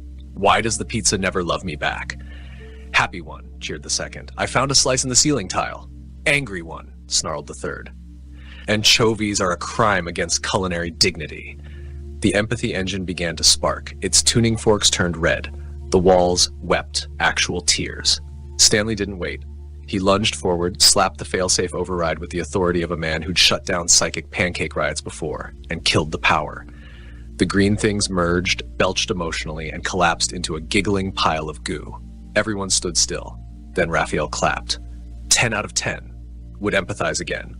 Stanley just shook his head. You're both disasters. Link offered him a napkin from his back pocket. You've got emotional discharge on your shoulder. Of course I do. That night, as the house settled once more and the facility returned to its odd hum, Stanley sat on the porch with the boys. The stars were bright. The air smelled like ozone and expired snack food. You know, Stanley said after a long silence, I was planning to retire in this bunker. Quietly. Fade into history. Instead, you got us, Raphael said proudly. 2 unqualified teenagers, a cartoon-obsessed alien, and an unlicensed time lab. Link raised his soda can. To weird roommates. Stanley sighed, but it was lighter this time. To weird roommates. Somewhere below, in the deepest part of the facility, a light blinked on in a chamber simply labeled Level The blinking light in level C was technically speaking not supposed to exist, not because it was dangerous, though it absolutely was, but because the paperwork required to create a level C was so convoluted that even the CIA, a historically paperwork-forward organization, had decided it was easier to lose the blueprints and bribe the janitor to forget it, which in theory had worked until now. "Do you smell that?" Link asked over breakfast the next morning. "Burnt electricity and nostalgia." Raphael sniffed the air. "That's either the toaster or we've triggered another forbidden system." Stanley entered the kitchen with his usual pre-coffee limp. He opened the fridge, hesitated, bowed slightly, and withdrew a sacred soda. He had adapted. "No more buttons," he warned. "We didn't press anything," Raphael said. "This time," Link clarified. Stanley stared at them over the rim of his mug. "Okay, we didn't press anything," Raphael amended. "But the green thing..." Stanley's hand hit the table like a gavel. "If you finish that sentence with 'might have sat on the nuclear console because it thought it was a bouncy castle,' I will lock you both in the empathy chamber for 24 hours of intense feeling." They were silent. Guilty. Slightly impressed. "I told you it was shaped like a trampoline," Link muttered. Stanley sighed the long, low sigh of a man who had once defused an interdimensional landmine using only a mop and a jazz record. "Well," he said, "might as well get ahead of it. Follow me." They took elevator D, which only went one direction, down, and required a key card, a blood sample, and the ability to recite the second stanza of the national anthem backwards. Stanley, of course, had long since replaced the blood scanner with a warm cup of black coffee. It was easier that way. Level 3 didn't have walls so much as it had implications. The moment the elevator opened, the air changed. It smelled of circuits, secrets, and popcorn from a timeline that never happened. The room beyond was vast, so vast that the ceiling wasn't visible and the floor looked like glass, or maybe a lake pretending to be a floor, and in the middle of it was a cube, perfect, floating, buzzing with potential. The green thing floated beside it, wide-eyed. "I touched it," it whispered. "Of course you did," Stanley muttered. "What is it?" Raphael asked, stepping closer. "The archetype core," Stanley said. "It's a story engine." "Like a narrative generator?" "No. A literal engine that fuels plot lines, unresolved conflicts, prophecy arcs, love triangles, weirdly convenient flashbacks." Link's eyes lit up. "So you're saying this powers stories?" "Yes." "Can we use it to get a Grammy?" "No." "Can we use it to turn our band into an intergalactic myth with a tragic backstory and a 3-act structure?" Stanley turned slowly. "Did you two read the part of the orientation packet labeled, 'Do not treat the narrative drive as a toy'?" "No," Raphael said. "There was an orientation packet?" Link asked. Stanley looked at the cube. The cube hummed back. He rubbed his face. "Listen to me very carefully. If this thing fully activates, you don't get a story. You live one, and you don't get to choose the genre." "What's wrong with that?" Raphael asked. "It assigns arcs, gives everyone a role in the narrative ecosystem. You might think you're the protagonist," he pointed at Link, "but what if the story decides you're the mentor who dies in Act 2? "Hey," Link said. "Or the comic relief character who accidentally triggers the apocalypse." Raphael blinked. "That actually sounds kind of on-brand." The cube pulsed again. A faint melody filled the air, minor key, foreboding. Then a voice spoke. It was neither male nor female, old nor young. It simply was. Identities assigned, story initialization, beginning. "No," Stanley muttered. "No, no, no. Characters, the innocent, the trickster, the watcher, the fool." "Oh no," Link said. "We're in a Joseph Campbell situation." "I always wanted to be the trickster," Raphael said brightly. "You're the fool," Stanley growled. "We're all the fool. That's the problem." Suddenly, reality tilted. The walls folded inward. The floor glass rippled like water. The air itself seemed to chuckle. And then, cut to, flashback. They were in a black and white 1950s diner. Link wore suspenders. Raphael had a pompadour. Stanley was inexplicably wearing a milkman uniform and holding a wrench labeled Exposition. "What is happening?" Stanley muttered. "I think we're in a flashback cutaway gag," Link said. "It's doing metaplot." "Do you want the exposition now, sir?" said a small robotic waitress with googly eyes. Stanley hurled the wrench at the jukebox. The diner exploded in a puff of script notes and surrealism. They were back. "All right," Stanley said, brushing existential residue off his pants. "New rule, we put the cube back to sleep." "How?" Raphael asked. "We create a resolution." "You mean?" Yes, Stanley gritted his teeth. You have to finish a subplot. By now, the green thing had assembled what it called a Team Pizza Justice Squad. It had taped googly eyes to a mop, given the vacuum a sword, and declared Link Supreme Commander of Sauce. It was organizing a plan to raid the military museum wing and recover what it claimed was the eternal pepperoni blade. Meanwhile, the empathy engine had turned back on by itself and was now broadcasting soft jazz across all frequencies in an effort to soothe the cube. Stanley did not scream. He merely sighed, bent down, and opened a crate labeled Plot Device, Use Only, If Desperate. Inside was a box of costume mustaches, a chalkboard, and one pre-written dramatic betrayal. I hate this place, he muttered. But as the cube pulsed, the world wavered, and a sudden mini-musical sequence began to creep in through the speakers. Stanley knew one thing for sure. If he didn't resolve a subplot fast, he'd be singing his feelings in the next 5 minutes. And nobody, not even fate, wanted to see that. It started, as most accidental musicals do, with the chalkboard. Stanley held the stub of a government-issued chalk stick, hefted like a weapon, and stared grimly at the boys across the glassy floor of level Lasake. The archetype core pulsed behind him, rhythmically thumping like it had swallowed a Broadway orchestra. I need a subplot, he said through gritted teeth. One that ends, not unravels, not grows legs, not explodes, ends, wraps, resolves. Link blinked. You mean like the emotional arc of a side character? Yes. Raphael perked up. Ooh, I nominate Stanley. No. Yes, Link agreed. The reclusive janitor with a tragic past. You've got all the setup, gruff demeanor, mysterious files, emotional baggage, probably a lost love. Shut up. Maybe, Raphael said dreamily. He lost someone during his time in the sentient crockpot division. A forbidden kitchen love. I said shut up. The archetype core flared. Somewhere overhead, ghostly musical chords began to descend like fog. Stanley looked upward and screamed, No, I will not sing. The music paused, temporarily. But the rules were clear now. A subplot must conclude or the song would come. With jazz hands. Fine, Stanley growled. Fine, I have a subplot, one that's been hanging around this damn place since Nixon took his lunch break. He stomped to a panel on the far side of the chamber and pressed a recessed button labeled Retired Files, Unsolved, Unapproved, Just Weird. With a hiss, the wall opened. Inside was a single file folder, thick, yellowed, slightly damp. Its tab read, Operation Gravy Phoenix. Link squinted. That sounds edible? It wasn't, Stanley muttered. It was a counter-espionage project, canceled in '73 after the subject, Agent Gloria Kane, defected. To the Soviets? Raphael asked. No, to a commune in northern Vermont. Built a yurt, started selling emotionally conscious jams. The boys nodded solemnly. This was still, technically, espionage. Stanley handed them a photograph from the folder. In it, a young Stanley, hair thick, uniform crisp, mustache unforgivably sincere, stood next to a woman in a trench coat holding a telekinetic fork.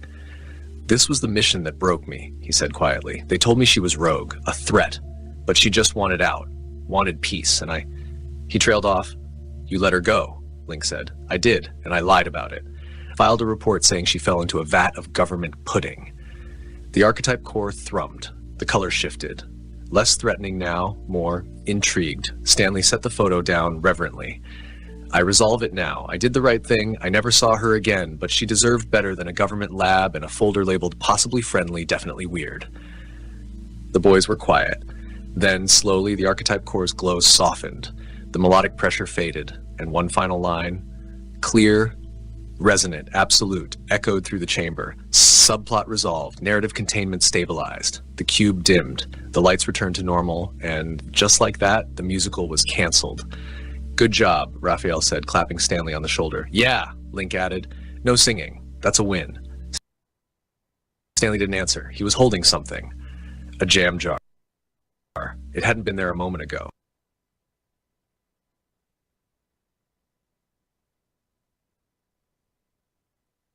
The label was handwritten. For S.J. Extra Apricot, no regrets. He didn't say a word, just tucked it into his jacket and walked toward the elevator. The green thing poked its head in, saw that the music was gone, and visibly deflated. I was gonna tap dance with my cheese. Next time, Raphael promised. Maybe in the episode where you find the pizza dimension. The green thing gasped, There is a dimension!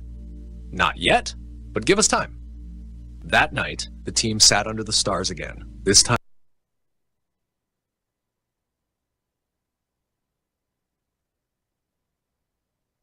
cubes that talk, Link said, or subplots,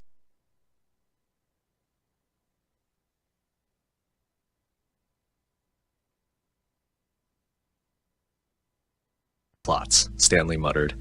Don't let aliens compose musicals. The green thing dropped into his hands. Please, he said, muffled. Please let it be a normal humming. From beneath the deck, a soft, warbling buzz rose. Then a crash. Then, zzz, time displacement chamber now active. Please stand by. Raphael blinked. You think it's the rats? Link nodded. Yup. Time-traveling rats? Yup. Stanley didn't move. I want to transfer, he whispered. To where? Raphael asked. Somewhere quiet, peaceful, far away. The empathy chamber? Link offered. I said peaceful, not emotionally traumatic. The green thing was already rolling toward the sound, giggling. I'm going to teach the rats to sing. Link raised his soda. To next week's subplot? Time rats, baby. Raphael agreed, clinking cans. Time rats. The camera would pan upward here if this were a show. Just as the deck door creaked open behind them and a tiny rat-shaped blur zipped past, carrying what looked suspiciously like a harmonica and a very small top hat. The new arrival came in through the ceiling. Not intentionally, of course. The ceiling panel was clearly marked, "Do not drop agents here," but nobody read that part. A sleek black cable lowered him slowly, boots first, tactical harness gleaming, communication array blinking red, blue, green like a confused Christmas tree. He paused halfway down, checked his wrist display, and frowned. Confirming drop zone level 9.3? He tapped the screen.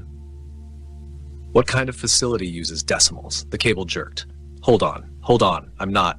It snapped.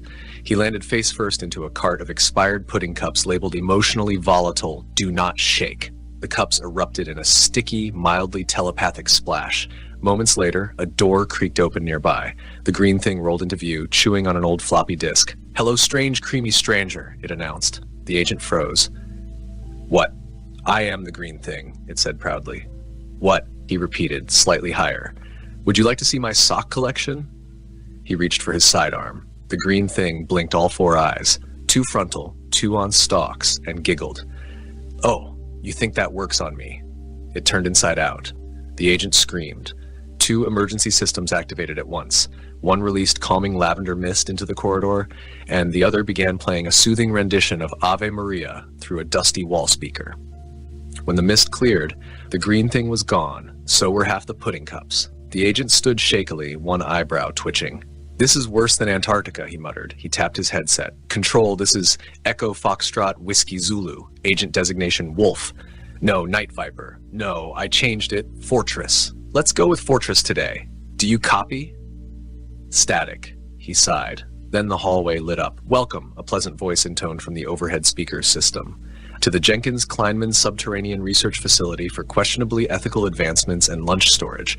Please enjoy our new holographic assistant, now rendering. A 3D projection flickered to life in front of him. It was Link. Not real Link. A hologram. Shirtless, wearing medieval armor and holding a bag of tacos. Wait, what? The agent asked. The hologram began to speak in slow, echoing tones. I am the taco warden. You must locate the janitor. Yes, the agent exclaimed. Yes, that's what I'm trying to. But beware, the hologram continued, for he is always 1 floor above, or possibly in the shower. He likes jazz. Avoid the hallway with the broken blender. That's not a hallway anymore. That's Jenkins now. The agent blinked. Why would anyone program this? The PA system flared again. Also, avoid level 17. The ghost interns are unionizing. He turned down the next corridor, only to run face first into another projection, this time of Raphael, dramatically slow motion diving through a ring of fire while juggling plasma grenades and yelling, "We never trained for this." The image froze, flickered, and morphed into a floating banana labeled, "Janitor? Probably not." Okay, the agent said, stepping back. This is not an actionable intelligence environment. Another announcement pinged in. Caution, room temperatures may not follow logic. And neither do the janitor's routes. 2 hours later, he was running. not from something specific, although a self-aware fondue fountain had begun following him, playing jazz, but from the general principle of chaos. He turned one corner, nearly collided with a vending machine that began trying to sell him doom nuggets, and flung himself into a closet labeled Closet. Non-haunted, probably. Inside, he found a lone sandwich. It had a tag, Stanley's. Touch and perish. He backed out slowly. In the distance, a door hissed open.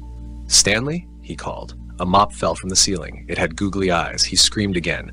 From somewhere, the green thing whispered, "You cannot find what wanders with purpose." Then silence. The lights dimmed. The PA system flickered.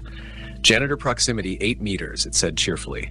He turned to run. The PA changed. "Janitor now 24 meters. Whoops, just missed him." The agent dropped to his knees. "I just want to report in," he whimpered. "I'm missing 2 shoes and possibly an hour of memory." A door opened in front of him. Inside was a small room, empty but for a chalkboard that read, "You are here. The janitor is not." A single vending machine beeped softly and offered him a soda. He took it. And that's how Agent whatever his name was, be it Fortress, Night Viper, or Lunch Recon Delta, became a permanent resident of the labyrinth. Every few episodes, he'd stumble into frame, disheveled, desperate, convinced the janitor was just around the next corner. But he never was, and maybe he never would be, until the story decided it was time, or the vending machine unionized, whichever came first. It was 3 days, facility time, since the agent's descent, and while time in the lab wasn't precisely linear thanks to the espresso incident in the Temporal Cafe, the rest of the crew had begun to forget about him. This was not malice. It was entropy. Raphael and Link had for the most part settled into a routine that resembled both an after-school special and a soft government conspiracy. Band practice in the front room, deep lab exploration in the afternoon, and evening rituals involving ritual pizza offerings to appease the green thing, who now claimed ambassadorial rights for Planet Za. Stanley, for his part, had adopted the role of reluctant mentor meets building superintendent. He grumbled a lot, mopped the wrong direction just to confuse the automated maintenance drones, and maintained an ever-growing list of protocols he refused to enforce. Somewhere near Protocol 1137C, do not allow teenagers to pilot reality editing terminals. He had simply written in red marker, too late. So when the announcement system buzzed to life unexpectedly during lunch, everyone froze. Emergency update.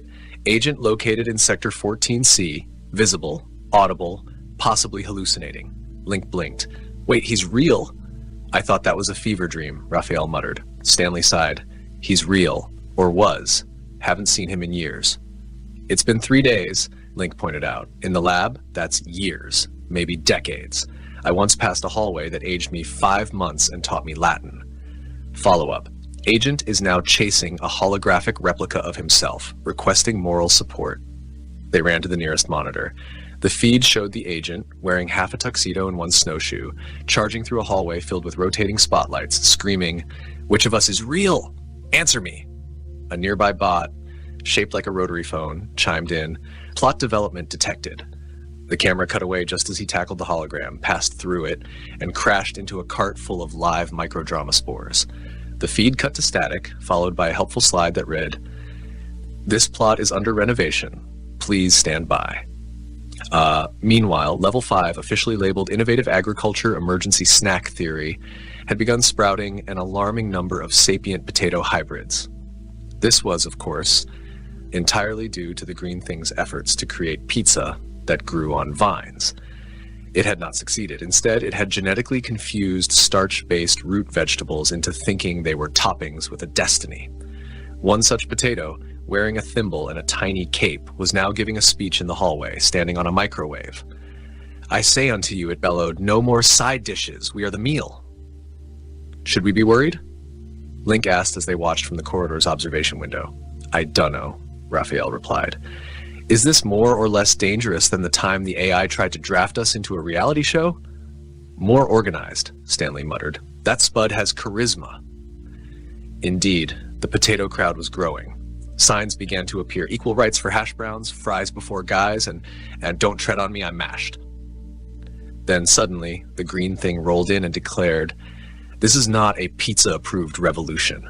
Stand down, starch citizens." Chaos, tumbling tubers and airborne condiments, stood the agent, wide-eyed, disheveled, holding a map that had clearly been printed by a printer suffering an identity crisis. "You," the agent shouted. "At last!" Stanley stepped forward. "You found me." The agent beamed. "Yes, finally. I have urgent." "Stanley," yelled Link, "I need backup. This yam's got a grudge." Stanley glanced back. When he looked forward again, the agent was gone. Vanished. Like a deleted subplot, only a faint smear of pudding residue remained. Link ran up, breathless. "Was that?" Stanley nodded slowly. "Agent something. I think his name changes depending on what mood the lab's in." "Makes sense." Back in the shadows, a vending machine hummed. Inside it, the agent crouched, breathing heavily. He pressed a button. "Cheesy crackle pop, please." It vended a VHS tape labeled "How to Find the Janitor in 14 Difficult Steps." He wept.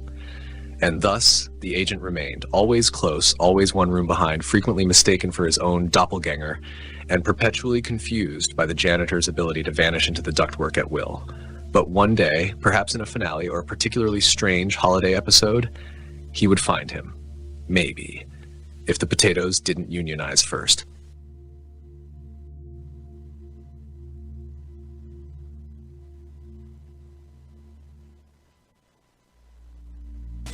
Hugh crouched in the dry trench, fingers embedded in loose dust, eyes on the ridgeline. The air was quiet, not dead. Waiting. In the distance, the wind carried the sound of a broken machine whining against itself. It had been days since they'd seen movement on this sector. Still, the protocol held. Eyes up, head low, weapon within reach, even when your only job was to exist and not get erased. His boots were too tight. The pair he'd requisitioned 2 bases ago had gone missing during the transit. He didn't mind. Pain was real, and real was currency. Downhill from his post, the remnants of the town were visible. Buildings melted at the edges like wax that never had a flame. It had once been a civilian tech node, long before the war made civilians mythical. Now it was a waypoint for survivors, smuggling routes, and sometimes even time jump agents who needed a blind corner to re-enter reality. He wiped a line of sweat from his jaw with the back of his glove. The sun here was constant, but it had that shimmer, subtle, off-angle. This place had been bent too many times. The vortexes left folds like bruises in the fabric of a place, and they hummed just below the threshold of sound. "Status?" A voice crackled over comm. Hugh thumbed the line. "Still, no motion. South vector stable." "Copy. Stay sharp, Forbes." Repeater glitching again. Scanners caught something near Collector 6. Hugh didn't reply. He knew the scanners saw ghosts. That didn't mean they were wrong. The quiet broke 5 minutes later.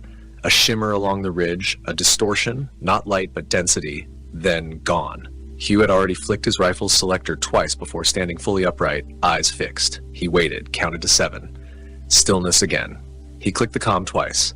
No response. Back at base, the signals were already dying. Bursts of static, irregular pings. Hugh dropped into a jog, boots thudding soft on the dust as he moved across the slope, veering toward the last known location of Collector 6. His HUD flickered, then blanked, then returned with a slight offset. The time skewed back 12 minutes. That meant a skip. He slowed near the blackened tree line. Collector 6 was a monument, tall, skeletal, humming, designed to drink from time itself. He circled left. The grass was flattened recently, and a shadow moved where there shouldn't be any source. Hugh froze. A man stood at the base, arms to the side, wearing a suit that shimmered wrong. Not invisibility, not stealth. Rejection. The world didn't want to see him. Hugh raised his weapon but didn't speak. The figure turned slowly, no sudden moves. His face was visible, yet misaligned. A twin flash echo. One version stood with a neutral expression. The other grinned a split second after. Then the image stabilized. "Not your time," the man said, quiet, calm. "But you're here. That's enough." Hugh didn't lower the weapon. "Identify." "Already have. You're tracking me from before your memory loops. I'm Chance. Not mine either. But here we are." Hugh clicked the comm. Nothing. Dead. The man Chance looked to the sky. "We've been circling this encounter for a dozen iterations. They made sure you wouldn't remember until this one." Hugh's grip tightened. "Who is they?" "The ones who left us the tech. The ones who taught us to fight with it. The ones who laugh when we use it to kill each other." Hugh moved a half step forward. Chance didn't flinch. "You're saying..." "I'm not saying. I'm reminding. Your memory's fractured. Mine too. Ask yourself this. Who was the first to offer us time jump tech? Who taught us field dampeners? Disruptors? Who never bled when the bullets flew? Hugh opened his mouth, closed it again. I'm not the enemy, Chance said, kneeling and placing a small prism on the ground. But I've worn their suit, once. The prism glowed a low, steady pulse.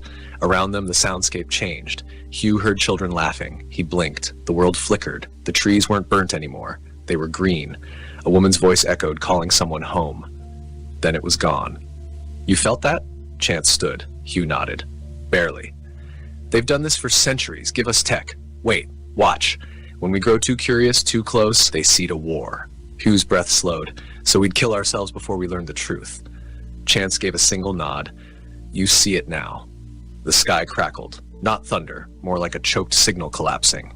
Chance looked back to the collector. This is where I leave you. They've spotted me. Hugh stepped forward. Wait, how do I? But the man was already gone. No light, no sound. The shimmer ended. Hugh stood in silence, hand trembling slightly. He didn't report it. Not then. The next day, Griffin returned. His hair was damp, his posture worse. Whatever mission he'd run, it took more than time. The base was on full lockdown. Systems glitching, vortex stabilization erratic. Everyone acted like that was normal. Hugh found him by the perimeter wall, staring out across the empty flatland. You didn't sleep, Hugh said. Griffin nodded. I did, just not all at once. Hugh waited. Griffin turned slightly. You ever wonder why the war doesn't end? Hugh nodded. All the time. Griffin lit a stim stick, offered one. Hugh declined. We lost 712, not just the unit, the whole region. Timeline bled out. Hugh frowned. Hugh's heart stuttered. Then who? Griffin looked him dead in the eye. Exactly. Neither spoke for a while. The wind picked up. Inside, the operations room was tense. Red lights blinked at irregular intervals, reports piled. The memory cubes stacked on the command table were warm to the touch. No one dared sort them yet. A runner approached Hugh later, handed him immediate. Hugh opened it. His eyes narrowed. The coordinates led back to the outskirts, near Collector 3. He packed light. When he arrived, the area was quiet, but the collector hummed with unnatural rhythm. He scanned. Nothing out of place. Then a glimmer in the grass, a small orb, perfectly smooth, chrome black. It pulsed when he approached. He reached for it. Don't. The voice came from nowhere. Then everywhere. Hugh froze. You were never meant to hold that, it said, but we let one of you get close, a flaw in your kind's chaos. The orb rose from the grass, floated, hovered, locked. He couldn't move. The war was our fire. You are oxygen. Then silence. The orb dropped, cold again. Hugh backed away, heart pounding, sweat cold. That night, Griffin debriefed in whispers, not recorded, not logged. You heard them, didn't you? Griffin asked. Hugh nodded. Griffin held a prism over comms. Private Luke Kessler adjusted his grip on the hilt of his combat blade.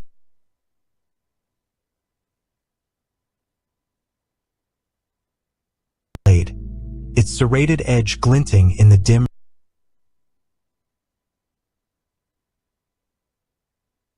red light. The rifle on his back felt useless, just extra weight. This wasn't going to be a firefight. Not really. It never was with humans. The Nicarians were tall, combat blade. Its serrated edge glinting in the dim red light. The rifle on his back felt useless, just extra weight. This wasn't going to be a firefight. Not really. It never was with humans. The Nicarians were tall.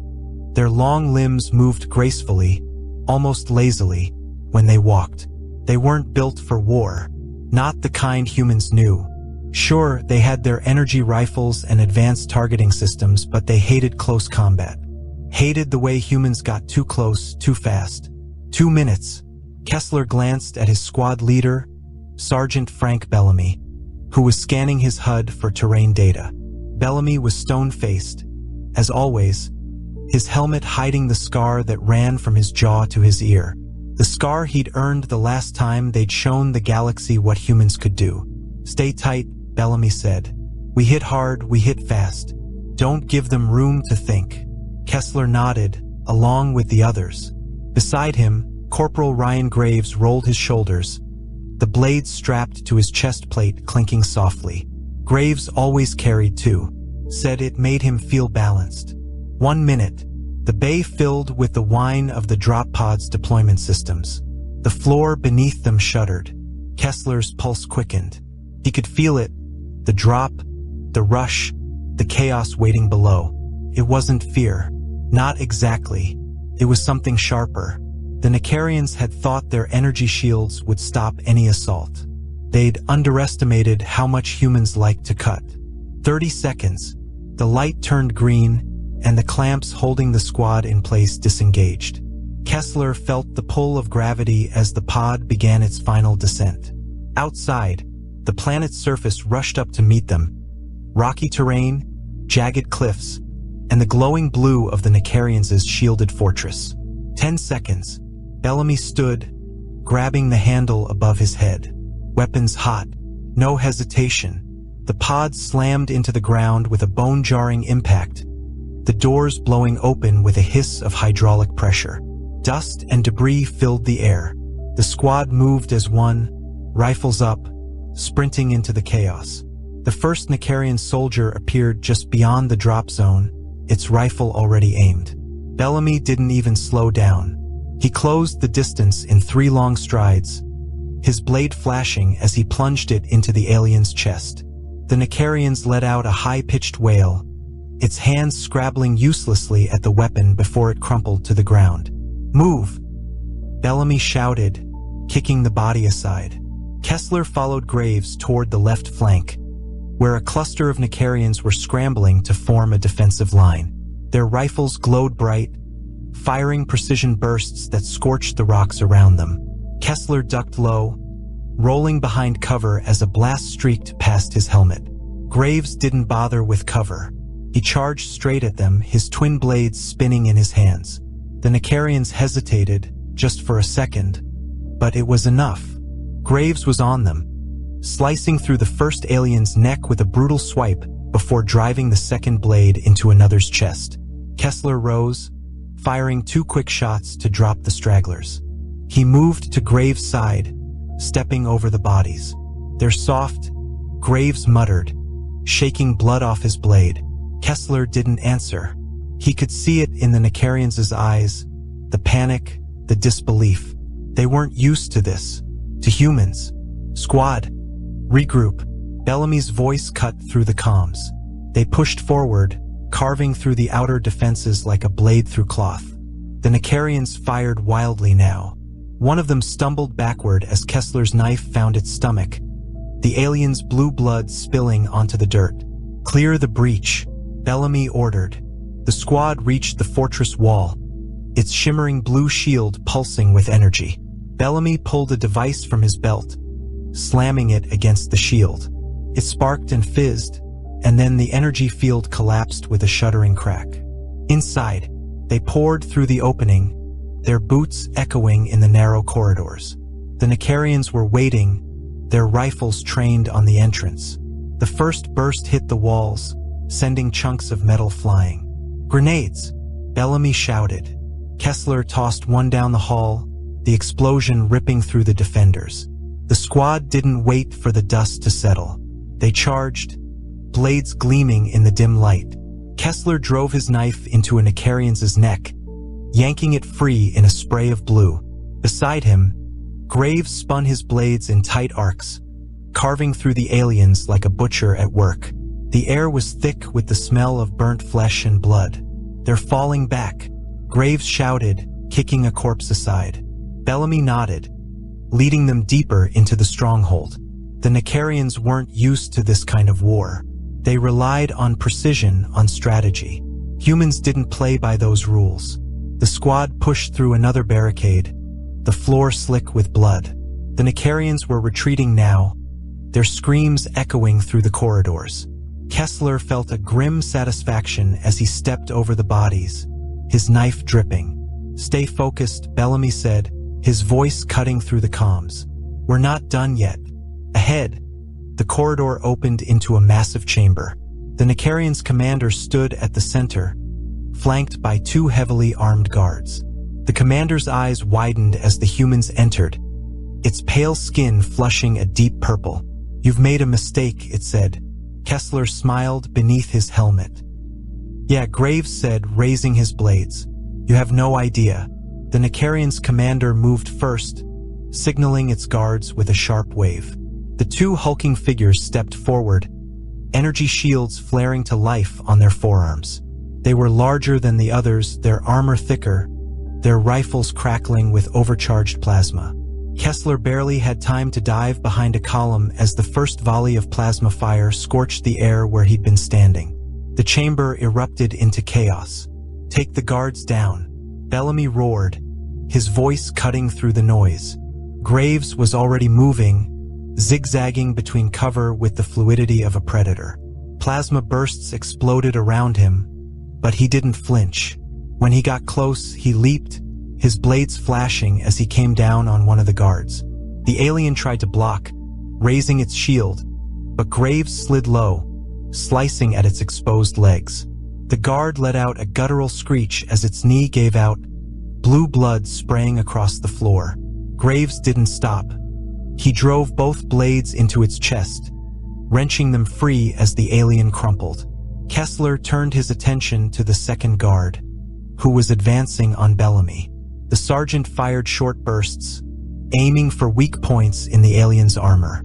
The Nicarian's was fast, deflecting the shots with its shield as it closed the distance.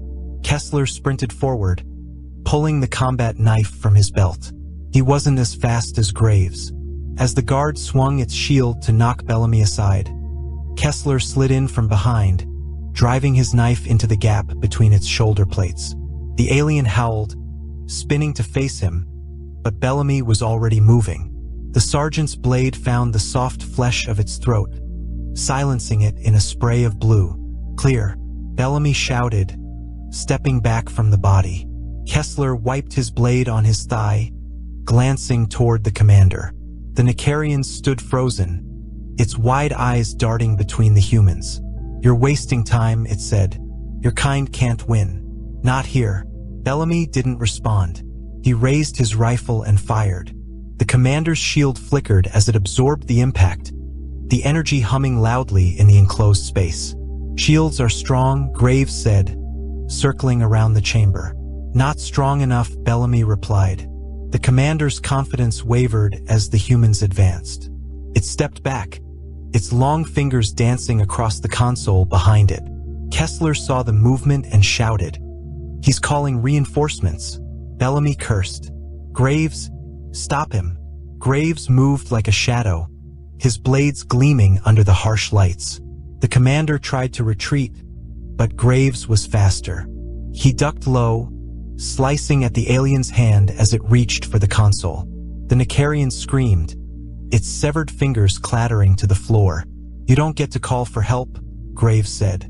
The commander stumbled, clutching its mutilated hand. You humans are animals." Kessler stepped forward, his knife raised. "Yeah, maybe, but we're the ones still standing."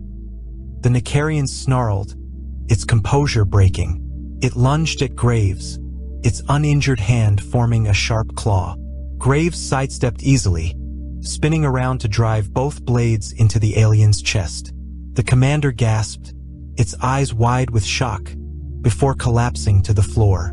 The chamber fell silent, except for the hum of machinery and the squad's heavy breathing. "Status," Bellamy said. "All clear," Kessler replied, scanning the room. Graves yanked his blades free from the commander's body, wiping them on its robe. "They never learn, do they?" Bellamy ignored the comment, pulling a small device from his belt. He moved to the console, attaching the device to the terminal. "Extraction data's loading. We hold this position until it's done." "More are coming," Kessler said. "Let them," Bellamy replied, turning to face the entrance. The squad formed a defensive line, their weapons trained on the door. It didn't take long for the reinforcements to arrive. The sound of boots echoed down the corridor, followed by the telltale hum of Nicarian's rifles. "They're stacking up," Graves muttered. "Wait for my mark," Bellamy said. The door exploded inward, and the Nicarians poured in, their rifles firing in controlled bursts. The squad fired back, their bullets punching through the alien's lighter armor. Kessler dropped 2 with quick headshots, then switched to his knife as another rushed him. The alien swung wildly, its movements frantic. Kessler ducked under the blow, driving his blade into its gut and twisting. Graves was a blur, his twin blades cutting through the attackers like they were made of paper. One of the Nicarians tried to tackle him, but Graves sidestepped and drove his knife into its back, kicking it forward into another. Bellamy moved with brutal efficiency, his rifle and knife working in tandem. He fired a burst into one alien's chest, then spun to slash another's throat. The floor was slick with blue blood, the air filled with the Nicarians' dying screams. "They just keep coming," Kessler said, panting. "Good," Bellamy replied, reloading his rifle. The squad held their ground, the bodies piling up around them. The Nicarians fought with desperation, their formation breaking as the humans pushed forward. Kessler felt the burn in his muscles, but he didn't slow down. He drove his knife into another alien's chest, then ripped it free in a spray of blue. "Data's almost done," Bellamy said, glancing at the console. A Nicarian soldier lunged at him, but Graves intercepted it, his blades flashing. "Not on my watch," he said, driving his knife into its chest. "Extraction points marked," Bellamy said as the device beeped. "We move now." The squad fell back, cutting through the remaining Nicarians as they made their way to the exit.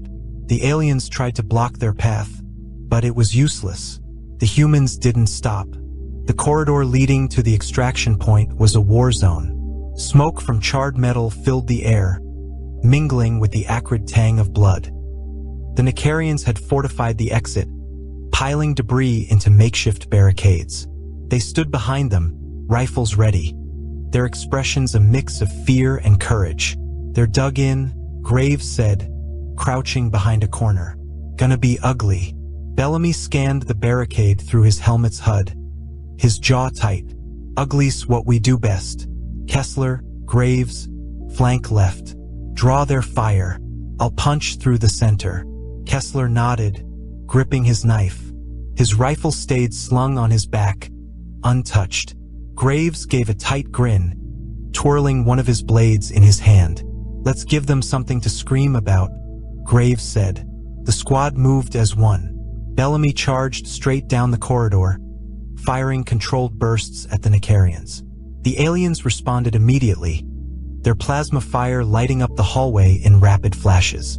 Bellamy ducked low, closing the gap faster than they could adjust. Kessler and Graves slipped into the shadows along the left flank, weaving between chunks of debris. The Nicarians were too focused on Bellamy to notice until it was too late. Kessler lunged first, his blade finding the gap in an alien's neck. The Nicarians dropped with a wet gurgle, its rifle clattering to the ground. Graves was right behind him, his twin blades carving through another soldier's armor like it wasn't even there. The barricade dissolved into chaos. The Nicarians fired wildly, their formation breaking as panic set in. Bellamy was on them in an instant, his knife flashing as he tore through their ranks. One of the Nicarians, a young-looking soldier with trembling hands, tried to flee. Bellamy grabbed it by the shoulder, slamming it into the ground. The alien looked up at him, its eyes wide with terror. "Mercy," it whispered, its voice barely audible. Bellamy's knife came down, silencing it forever. "Clear," Bellamy said, stepping over the body. The squad regrouped at the edge of the barricade, scanning for any stragglers. The hallway ahead was clear, save for the faint hum of the extraction beacon in the distance. "That all you got?" Graves muttered, kicking a dead Nicarians aside. "Don't get cocky," Bellamy said, already moving. "This isn't over yet." The squad pressed forward, the beacon's glow growing brighter with each step. The Nicarians weren't done, though. As the humans entered the final chamber, a fresh wave of soldiers appeared, their energy rifles glowing with overcharged plasma. "Contact," Kessler shouted, diving behind a metal crate as the air lit up with plasma fire. The Nicarians had brought heavier weapons this time. A mounted turret hummed to life, its operator aiming straight for Bellamy. "Graves, take the gunner," Bellamy ordered, firing at the soldiers flanking the turret. Graves moved like lightning, weaving through the hail of plasma. He reached the turret in seconds, his blades flashing as he cut down the operator. The turret whined, its aim veering off before going silent. Kessler took advantage of the chaos, vaulting over his cover and slamming his knife into a Nicarian's chest. The alien choked, its rifle slipping from its hands as it fell.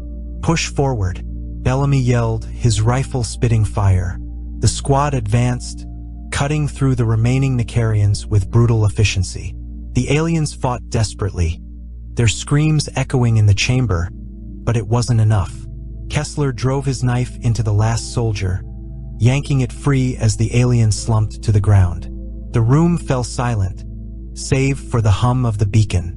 "Extraction point secured," Bellamy said, glancing at the device on his wrist. "About damn time," Graves muttered, wiping his blades on a dead Nicarian's tunic. Kessler leaned against a wall, his chest heaving. His knife dripped blue, the blood pooling at his feet. "We're not out yet," Bellamy said. "Stay sharp. They might have more." The squad moved to the beacon, which pulsed with a steady blue light. Bellamy activated it, signaling the transport ship in orbit. "Extraction in 5 minutes," Bellamy said, his eyes scanning the room. "Hold this position." The minutes dragged on, the squad tense and silent. Kessler's knuckles were white around the hilt of his knife, his eyes flicking to every shadow. Then they heard it, a low rumble, growing louder with each passing second. "Movement," Graves said. The doors at the far end of the chamber slammed open, and a dozen Nicarians stormed in. At their center stood something new, a towering alien clad in heavy armor, its eyes glowing with an unnatural light. "Reinforcements," Kessler muttered. Bellamy stepped forward, his knife glinting in the beacon's light. "We hold the line, no matter what." The armored alien raised a massive weapon, its barrel glowing with overcharged energy. The squad scattered as it fired, the blast tearing through the ground where they'd been standing. Kessler rolled to his feet, his knife in hand. He sprinted toward the armored alien, dodging plasma bursts from the soldiers flanking it. "Cover him," Bellamy shouted, firing at the soldiers. Graves was already moving, his twin blades slicing through the Nicarians like they were paper. He cleared a path for Kessler, who closed the distance to the armored alien. Kessler leaped, his knife aimed for the alien's exposed neck. It moved faster than he expected, swatting him aside with a backhanded strike. He hit the ground. He scrambled to his feet, grabbing a fallen Nicarian's rifle, and Kessler took his chance. He fired the rifle, the shots punching through the weak points in the alien's armor, plunging into the out a final guttural roar before collapsing to the ground. The remaining Nicarians broke, their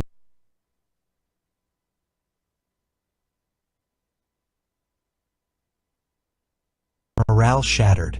The squad cut them down as they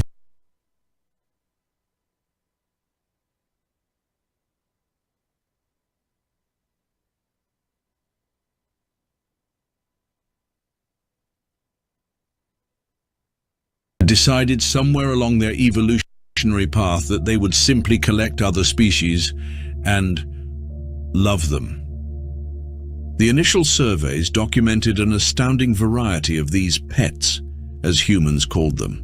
There were small, furry creatures that appeared to serve no purpose other than to sit on laps and make squeaking noises. Large tongue-lolling beasts that humans regularly attached to ropes and walked around with.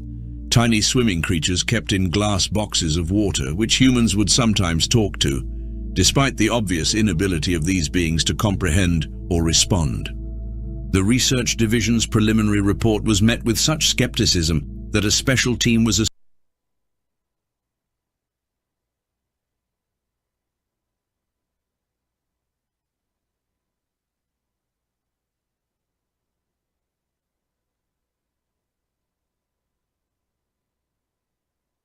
that asked questions he didn't understand.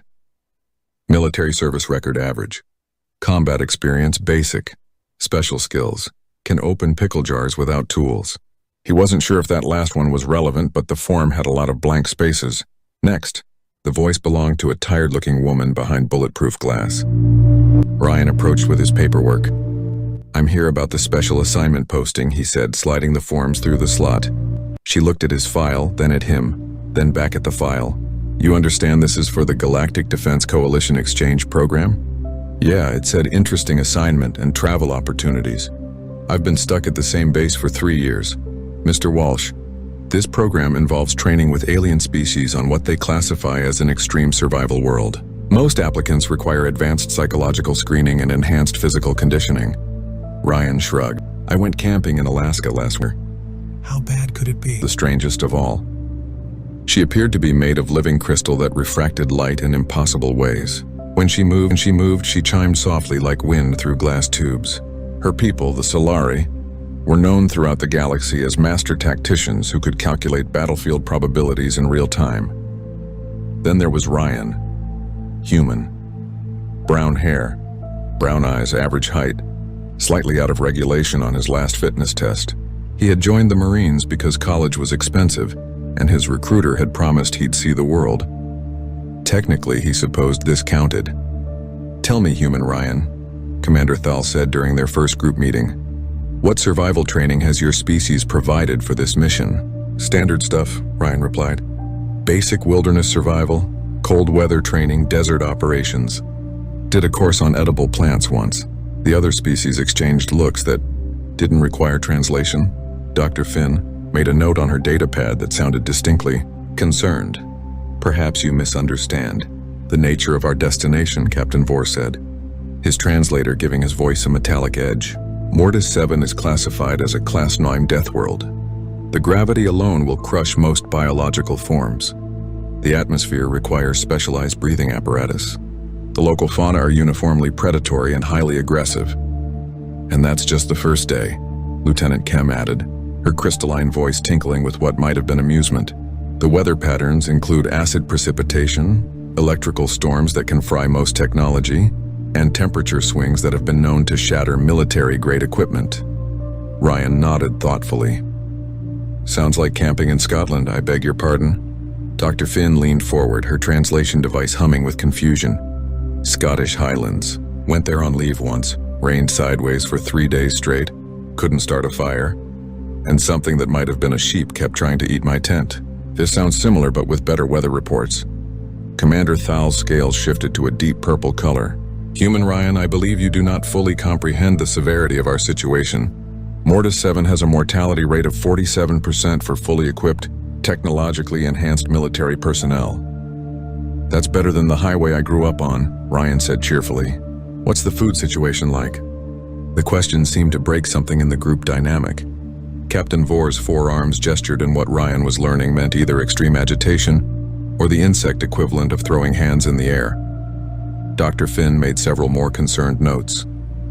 Lieutenant Kem's crystalline structure dimmed noticeably. "The food situation," Commander Thal said slowly, "is that most organic matter on Mortis 7 is either poisonous, carnivorous, or both. Standard protocol requires sealed nutrition packets and purified water supplies." "Right, so like MREs, but probably better tasting," Ryan said. "Do they have hot sauce in space? Because I packed some, but I wasn't sure about customs regulations for interplanetary travel." "Hot sauce?" Dr. Finn's translation device made a sound like a confused whale. "Spicy food enhancer. Makes everything taste better. Pretty standard human thing." The meeting devolved from there. Ryan found himself answering increasingly detailed questions about human dietary habits, environmental tolerances, and survival instincts.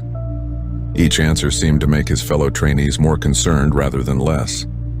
"Let me understand this correctly," Lieutenant Kem said finally, her crystal form now barely glowing. "Your species regularly consumes plants that cause physical pain for pleasure?" "Hot peppers, yeah. Some people compete to see who can eat the spiciest ones. It's fun." "And you intentionally expose yourselves to extreme temperatures for recreation? Saunas, ice fishing, desert hiking. Builds character. And you consider it normal to coexist with predatory animals?" Dogs are descended from wolves, cats are just small tigers, and my neighbor has a pet snake. Pretty standard stuff.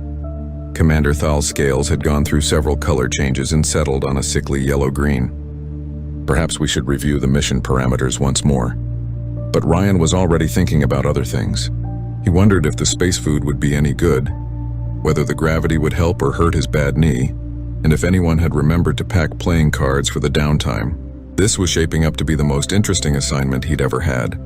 The transport ship hummed quietly through space, carrying them toward Mortis 7 in what the galaxy considered the ultimate test of survival. Ryan Walsh, completely unaware that he was about to redefine several species' understanding of the word dangerous, settled in for the journey and wondered if anyone would mind if he made some coffee. The landing shuttle shook like a paint mixer full of rocks. Through the small porthole, Ryan could see Mortis 7 growing larger, its surface a swirling mass of angry clouds, jagged mountains, and what looked like several different weather systems having a fight. Lightning crackled between the clouds in colors that hurt to look at directly. Final approach to Surface Base Alpha, the pilot announced through the intercom. His voice carried the tone of someone who had made this trip many times and never gotten used to it. All personnel prepare for hostile environment protocols. Around him, Ryan's fellow trainees were going through pre-landing checklists that looked more complicated than launching a space shuttle. Commander Thal was sealing himself into what appeared to be a full environmental suit with its own life support system. Dr. Finn was testing a breathing apparatus that covered most of her head and made her look like a deep-sea diver. Captain Vore was strapping on an exoskeleton that doubled his already impressive size, while Lieutenant Kim had activated some kind of energy shield that made the air around her shimmer like heat waves. Ryan checked his own gear. Standard issue uniform, combat boots, and a backpack containing basic supplies. He had left most of his heavy equipment in storage, figuring he could always get it later if needed. Human Ryan, Commander Thal's voice came through his suit's external speakers. Where is your environmental protection? I've got a jacket, Ryan said, patting his backpack. Weather report said it might rain. The rain is sulfuric acid. Oh. Ryan considered this. Is it strong acid or just sort of acidic? Because I worked at a battery factory one summer and you get used to it. The shuttle touched down with a thud that rattled everyone's teeth.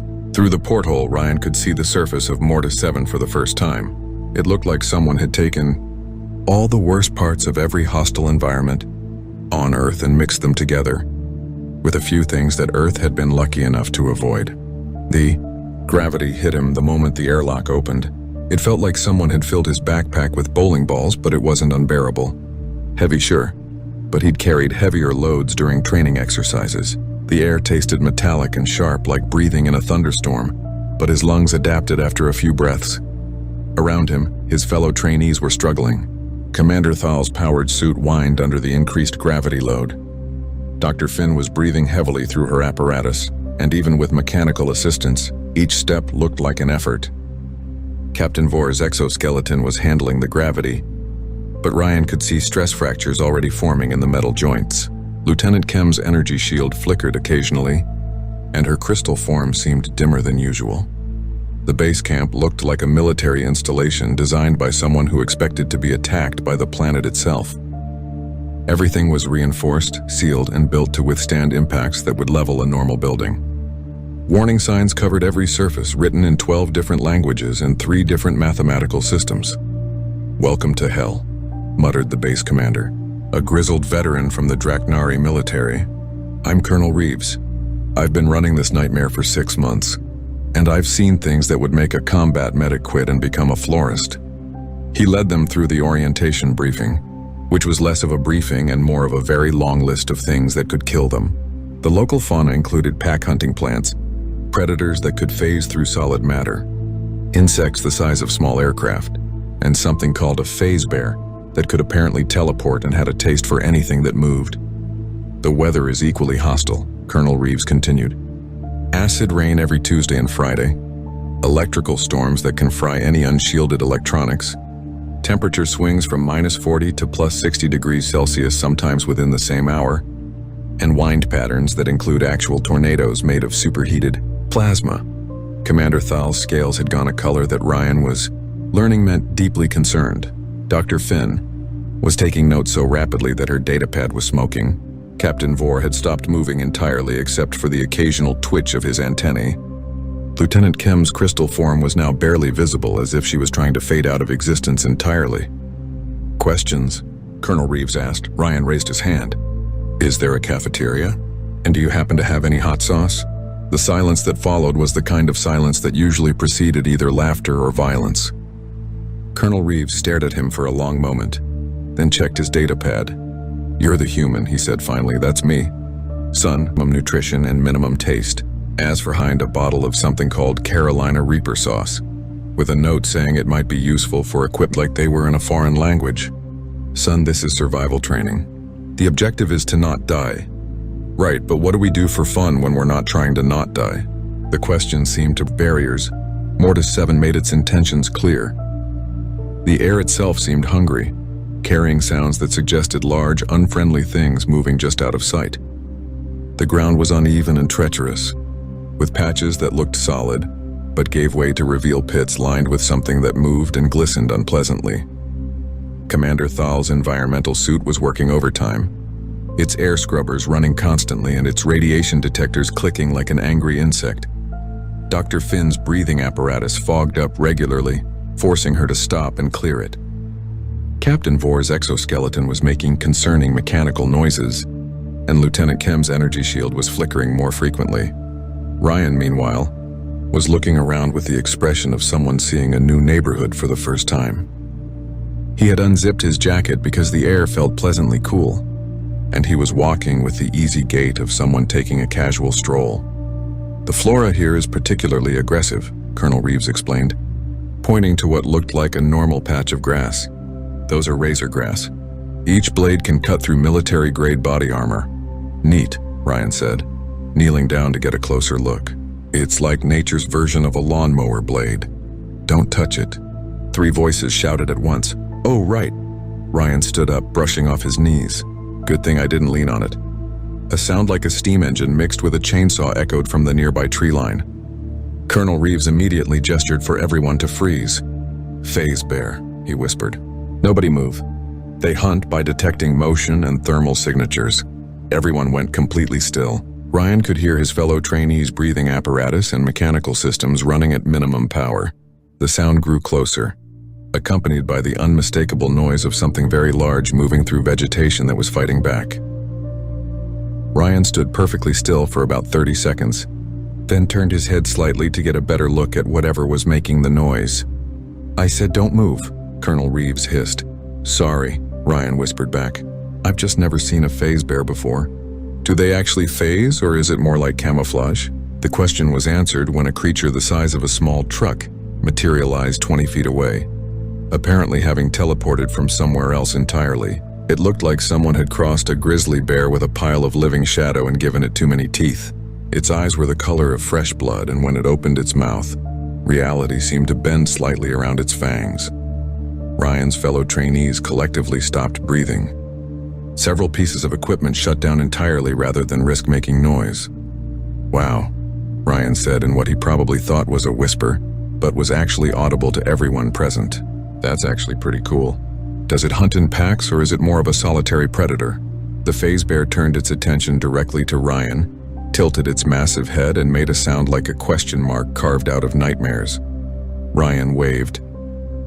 2 weeks into the training program, Colonel Reeves had developed a nervous twitch in his left eye and had started requesting additional psychiatric support staff. The official incident reports were stacking up like cordwood, each one stranger than the last. Day 3 had involved crossing what the locals called the Singing Valley, where the ground was riddled with gas pockets that exploded randomly with enough force to launch a person into orbit. Standard protocol required full bomb disposal suits, seismic detectors, and a minimum team of 12 specialists with emergency medical support on standby. Commander, Thal had needed 3 days to recalibrate his environmental suit after the gas explosions kept triggering his emergency protocols. Dr. Finn had suffered what her species considered a minor nervous breakdown when her seismic detector started reading like a disco ball. Captain Vore's exoskeleton had been repaired 4 times, and Lieutenant Kim had requested to be transferred to a different galaxy entirely. Ryan had packed a lunch. The key is to listen to the ground, he had explained while the others prepared their equipment. It makes different sounds before it explodes. Sort of like how ice creaks before it breaks, but with more sulfur. He had walked across the valley eating a peanut butter sandwich, pausing occasionally to change direction when the ground made what he described as grumpy noises. Behind him, the full military expedition had followed his path exactly, their equipment useless compared to what Ryan called paying attention. Day 7 had been the forest of aggressive trees, where the local plant life had evolved past photosynthesis and into active predation. The trees could move their branches fast enough to impale passing creatures, and the undergrowth was collectively hostile in ways that violated several laws of botany. The standard approach required flame units, chainsaw teams, and enough firepower to level a small city. What they got instead was Ryan asking if anyone had a pocket knife he could borrow. "I just want to get a cutting from that one," he had said, pointing to a tree that was actively trying to stab a passing bird. "It would look great in my apartment back home." When Dr. Finn had explained that the tree was trying to kill the bird, Ryan had nodded thoughtfully and said that his grandmother had roses that were similarly aggressive, and you just had to show them who was boss. He had walked into the forest like he was visiting a public park. The trees had attacked him exactly once, received what could only be described as a very firm talking to, and had then left him alone for the rest of the expedition. He had emerged 3 hours later with several plant cuttings, a pocket full of interesting seeds, and a detailed mental map of the safest paths through the forest.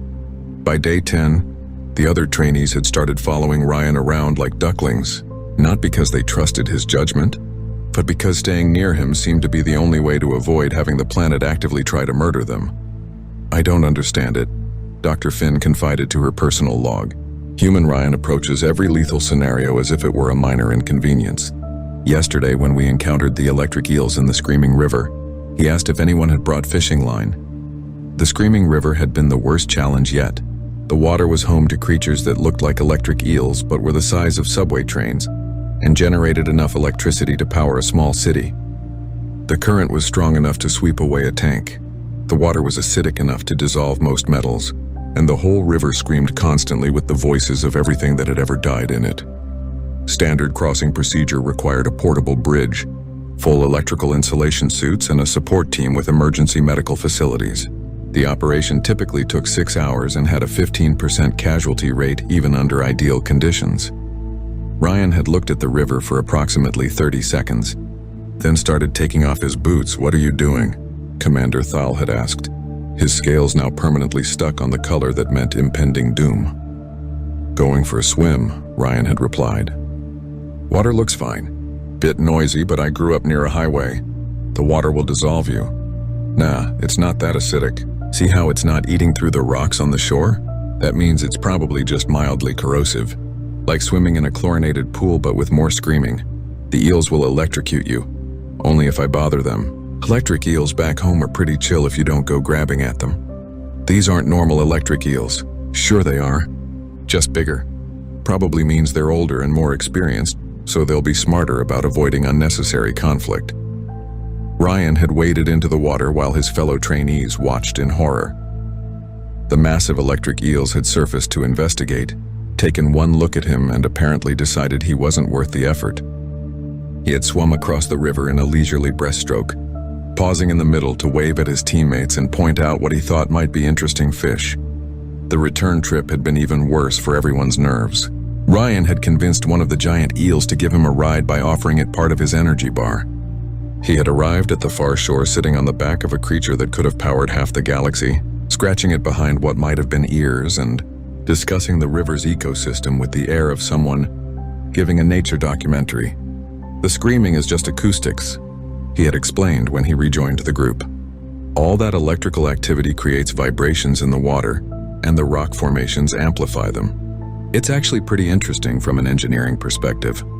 By day 14, Colonel Reeves had started sending daily reports to Galactic Command that read less like military assessments and more like appeals for psychiatric intervention. "Request immediate consultation with xenopsychology specialists," he had written. "Human subject continues to treat Class 9 Death World environment as recreational opportunity.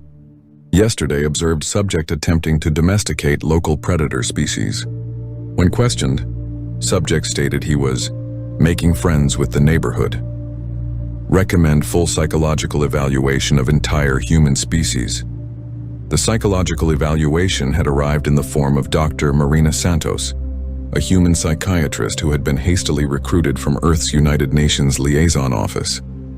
She had stepped off the transport shuttle, taken one look around Mortis 7, and made the same comment that was becoming depressingly familiar. "Oh, good," she had said, shouldering her backpack. "It's not as bad as I thought it would be." Colonel Reeves had stared at her for a long moment, then updated his report to Galactic Command. Require immediate extraction.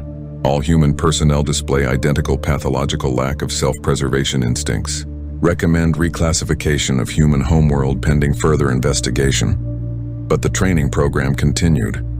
Because somewhere in the galaxy, the Void Swarm was still a threat, and the Galactic Defense Coalition still needed soldiers who could function in impossible environments. What they were discovering was that they already had them. They just hadn't realized that the humans they'd been dismissing as a minor species had evolved on a planet that made Mortis 7 look like a vacation resort. Ryan Walsh, completely unaware that he was in the process of redefining galactic understanding of survival training, was sitting by the campfire he'd built using local materials, roasting something that looked like a cross between a fish and a small dragon, and planning tomorrow's activities. "I heard there's a volcano about 50 miles north," he mentioned to Dr. Santos. "Want to go check it out? I've never seen an alien volcano before." Dr. Santos, who had spent the day cataloging the various ways that Mortis 7 could kill its inhabitants, looked up from her notes. "Is it active?" "Yeah, that's what makes it interesting." She made another note in her file. This one about the apparent human instinct to seek out additional danger when the current environment wasn't quite challenging enough. Somewhere in the distance, a pack of phase bears howled in harmony with what sounded like a tornado made of electricity. Ryan looked up hopefully. "Oh good," he said. "Sounds like the weather's getting interesting." Murder Canyon earned its name the old-fashioned way, by murdering things. Located in the northern quadrant of Mortis 7, it represented everything hostile about the planet concentrated into one convenient location. The rocks were carnivorous, the air was poisonous, and the local ecosystem had evolved beyond normal predator-prey relationships into something that could only be described as competitive homicide. "This is the final examination," Colonel Reeves announced to the assembled trainees. His nervous twitch had progressed to involve both eyes and most of his left cheek. 72 hours, minimal equipment, individual survival exercise. If you complete this, you graduate from the program. The equipment allowance was deliberately sparse: basic shelter materials, 3 days of emergency rations, a water purification device, and one personal item of their choosing. Standard military doctrine suggested that anyone attempting Murder Canyon should have a full support team, satellite communication, and emergency extraction capabilities on standby. Commander Thal had chosen a military-grade survival beacon as his personal item. His scales had achieved a color that didn't exist in any known spectrum and seemed to hurt people's eyes when they looked directly at it. Dr. Finn had selected an emergency medical kit and was breathing so rapidly through her apparatus that she was fogging up the inside of her helmet. Captain Vor's personal item was a portable weapons array, and his forearms were twitching independently in what his species considered a sign of extreme agitation. Lieutenant Kem had gone almost completely transparent and was humming at a frequency that made nearby equipment malfunction. Ryan had brought a fishing rod. "Human Ryan," Dr. Santos said. "Are you certain that's your best choice for survival equipment?" "Well, the briefing mentioned there was a stream running through the canyon," Ryan replied, checking his tackle box. "Figured I might as well try the local fishing while I'm there. Plus, if the water's clean enough for fish, it's probably safe to drink." Dr. Santos made a note that looked increasingly concerned. She had spent 3 weeks on Mortis 7 conducting psychological evaluations, and her preliminary report to Earth contained phrases like possible evolutionary divergence and recommend immediate anthropological study of human development patterns. "The stream in Murder Canyon isn't water," Colonel Reeves said. "It's liquid mercury mixed dissolved you believe might be liquefied malice." "Oh." Ryan considered this. "Well, the fishing rod's in the sky everywhere else, suggesting that local atmospheric conditions had given up on physics entirely. Individual drops will be made at random locations throughout the canyon, Colonel Reeves explained. Your objective is simple: survive until pickup. Do not attempt to contact each other. Do not attempt to leave the canyon boundaries. Do not attempt to feed or domesticate the local wildlife. The last instruction was delivered while looking directly at Ryan, who seemed disappointed. Commander Thal went first, his environmental suit already running diagnostics that suggested imminent system failure. His drop pod disappeared into the mist with a sound like screaming metal. Dr. Finn followed, her breathing apparatus working overtime, and her medical training apparently warring with her survival instincts. Her pod vanished with what might have been a whimper. Captain Vor's descent was accompanied by the sound of his weapons array charging up, preparing for immediate combat. His pod hit the canyon floor with a thud that echoed off the carnivorous rocks. Lieutenant Kem's pod simply faded from view as it descended, her crystalline form apparently trying to phase out of existence entirely. Last drop, Colonel Reeves announced, trying not to look at Ryan directly. Any final questions? Yeah, Ryan said, settling into his pod with his fishing rod and backpack. What's the local time zone down there? I want to make sure I'm up early enough to catch the sunrise. Sire. Pod door sealed with a hiss that sounded distinctly like a sigh. Murder Canyon was everything the reputation suggested, and several things it didn't. The moment Ryan's pod touched down, the local environment began what could only be described as an aggressive welcome committee. The ground beneath his feet was warm and seemed to pulse with a heartbeat. The air tasted like copper pennies and existential dread. Something that might have been wind carried sounds that suggested the canyon was having a conversation with itself in a language made entirely of threats. Ryan looked around with the expression of someone seeing their vacation rental for the first time. It wasn't exactly what he'd expected, but it had character. The first order of business was shelter. The pod was designed to serve as temporary housing, but Ryan could see that the local rocks were already eyeing it with what appeared to be appetite. Better to establish a more permanent base before things got weird. He found a spot near what the briefing materials had optimistically called a stream. The liquid flowing through it was indeed mercury-based, but it was also flowing, which meant it was probably following some kind of natural course. In Ryan's experience, natural water sources were usually associated with other useful things, even if the water itself wasn't immediately drinkable. The fishing rod turned out to be immediately useful, not for fishing but for testing things before touching them directly. The local rocks were indeed carnivorous, but they were also slow and appeared to have poor eyesight. As long as he moved predictably and didn't act like prey, they seemed content to ignore him. Setting up camp took about an hour. Ryan had learned to build shelters in environments that ranged from Arctic tundra to desert sand, and Murder Canyon was just another variation on the theme. The key was working with the environment rather than against it, and finding ways to make the local hostility work in your favor. The carnivorous rocks, for example, made excellent perimeter security. Anything trying to sneak up on his campsite would have to get past them first, and they were apparently territorial enough to attack other predators. The screaming mist provided excellent camouflage and background noise. The strange gravitational anomalies in certain parts of the canyon could be used for water collection if you knew where to place your containers. By sunset, Ryan had a functioning campsite, a reliable source of filtered water, and a basic understanding of the local predator patterns. He had also discovered that the liquefied malice in the stream was an excellent insect repellent when used in small quantities. Meanwhile, his fellow trainees were discovering that Murder Canyon had earned its reputation through dedicated effort. Commander Thal's environmental suit had suffered a complete breakdown within the first 6 hours. His emergency beacon was functioning, but the canyon's electromagnetic field was scrambling his signal into what sounded like a distress call, sung in 3-part harmony by a choir of dying robots.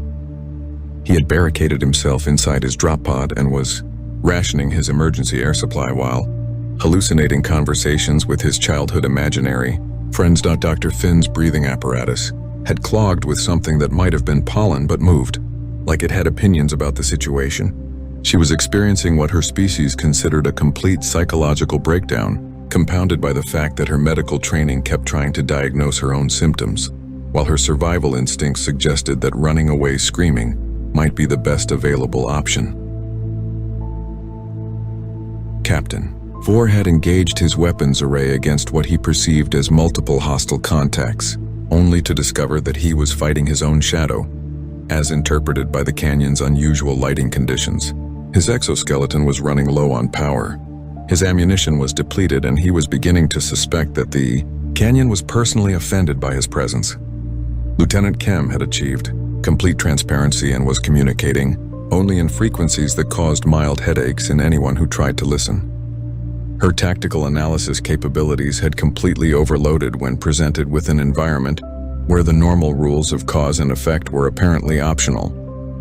Ryan, unaware that his fellow trainees were experiencing various forms of survival-induced madness, was enjoying the most peaceful evening he'd had since arriving on Mortis 7. The local wildlife was certainly unusual, but it followed predictable patterns once you figured out the rules. The canyon's acoustic properties were actually quite pleasant once you got used to them, creating a natural sound system that was almost musical. He had caught something for dinner using his fishing rod and a piece of his emergency rations as bait. The creature looked like a cross between a trout and a small dragon, but it tasted like chicken and had no apparent interest in eating him back. The cooking fire was built using materials that burned with colors not found in any normal spectrum, but they produced good heat and kept the local scavengers at a respectful distance. As night fell over Murder Canyon, Ryan Walsh sat by his impossible campfire, writing in the journal he'd brought along to document his experiences. The entry for day 1 read, "Interesting local geology. Fishing is good. Should have brought marshmallows." Somewhere in the darkness, something howled with the voice of crystallized despair. Ryan looked up hopefully, wondering if it might be friendly. The emergency extraction call came at 0300 hours, 47 hours into what was supposed to be a 72-hour exercise. Colonel Reeves received it while staring at biometric readouts that suggested his trainees were either dead, insane, or had somehow transcended the normal boundaries of biological existence. Commander Thal's vital signs showed stress patterns that exceeded his species' known physiological limits. His heart rate had achieved frequencies typically associated with hummingbirds, and his brain activity suggested he was experiencing either enlightenment or a complete psychological break, possibly both. Dr. Finn's readings indicated that she had stopped breathing in any recognizable pattern and was instead producing what could only be described as aquatic sobbing sounds. Her stress hormones were at levels that should have been lethal, and her body temperature kept fluctuating between hypothermia and fever. Captain Vore's exoskeleton was transmitting error messages in 17 different languages, including 3 that his species had never encountered before. His biological signs suggested he was fighting a war against an enemy that existed entirely in his own mind, and losing badly. Lieutenant Kem had stopped registering on most sensors entirely. The few readings they could get suggested she had achieved a quantum state that allowed her to exist in multiple locations simultaneously, none of which appeared to be entirely in the same reality as everyone else. Then there was Ryan Walsh. His biometric readings showed that he was asleep. Not just asleep, but sleeping deeply and peacefully, with vital signs that suggested he was more relaxed than he had been at any point since arriving on Mortis 7. His stress hormones were at baseline levels. His heart rate was consistent with someone taking a pleasant nap. His brain activity indicated he was probably dreaming about something enjoyable. "Sir," the medical technician said, checking his instruments for the 3rd time, "I think there might be an error in the human's monitoring equipment." "What kind of error?" Colonel Reeves asked, though he was beginning to suspect the error was in their understanding of humans rather than their equipment. According to these readings, human Ryan's stress levels have been decreasing steadily since the exercise began. His body temperature is stable, his breathing is regular, and his brain chemistry suggests he's having fun. The extraction team found Commander Thal curled up in his drop pod, having constructed what appeared to be a religious shrine to his environmental suit's air recycling system. He was speaking in tongues and had covered the walls with mathematical equations that, when viewed from the right angle, might have been either profound insights into the nature of reality or really elaborate doodles. Dr. Finn was discovered attempting to perform surgery on a rock formation that she had convinced herself was a patient.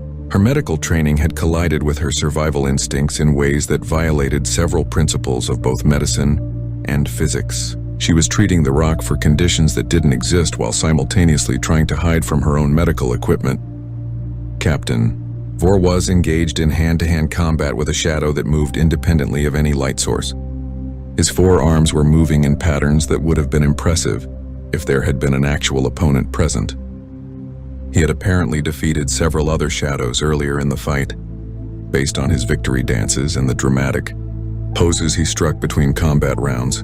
Lieutenant Kem was found in a state that could only be described as aggressively not present. She was visible but existed in a constant state of about to disappear, communicating only through color changes that induced mild seizures in anyone who looked directly at her. Her tactical assessments of the situation were being transmitted in mathematical formulas that described impossible geometries. Ryan was discovered sitting by a campfire that shouldn't have been possible, cooking breakfast and watching the sunrise. His camp was organized, clean, and appeared to be operating under different physical laws than the rest of Murder Canyon. The carnivorous rocks in his immediate vicinity had arranged themselves into what looked suspiciously like garden decorations. "Morning," he said cheerfully as the extraction team approached. "Perfect timing. I was just making coffee. Anyone want some?"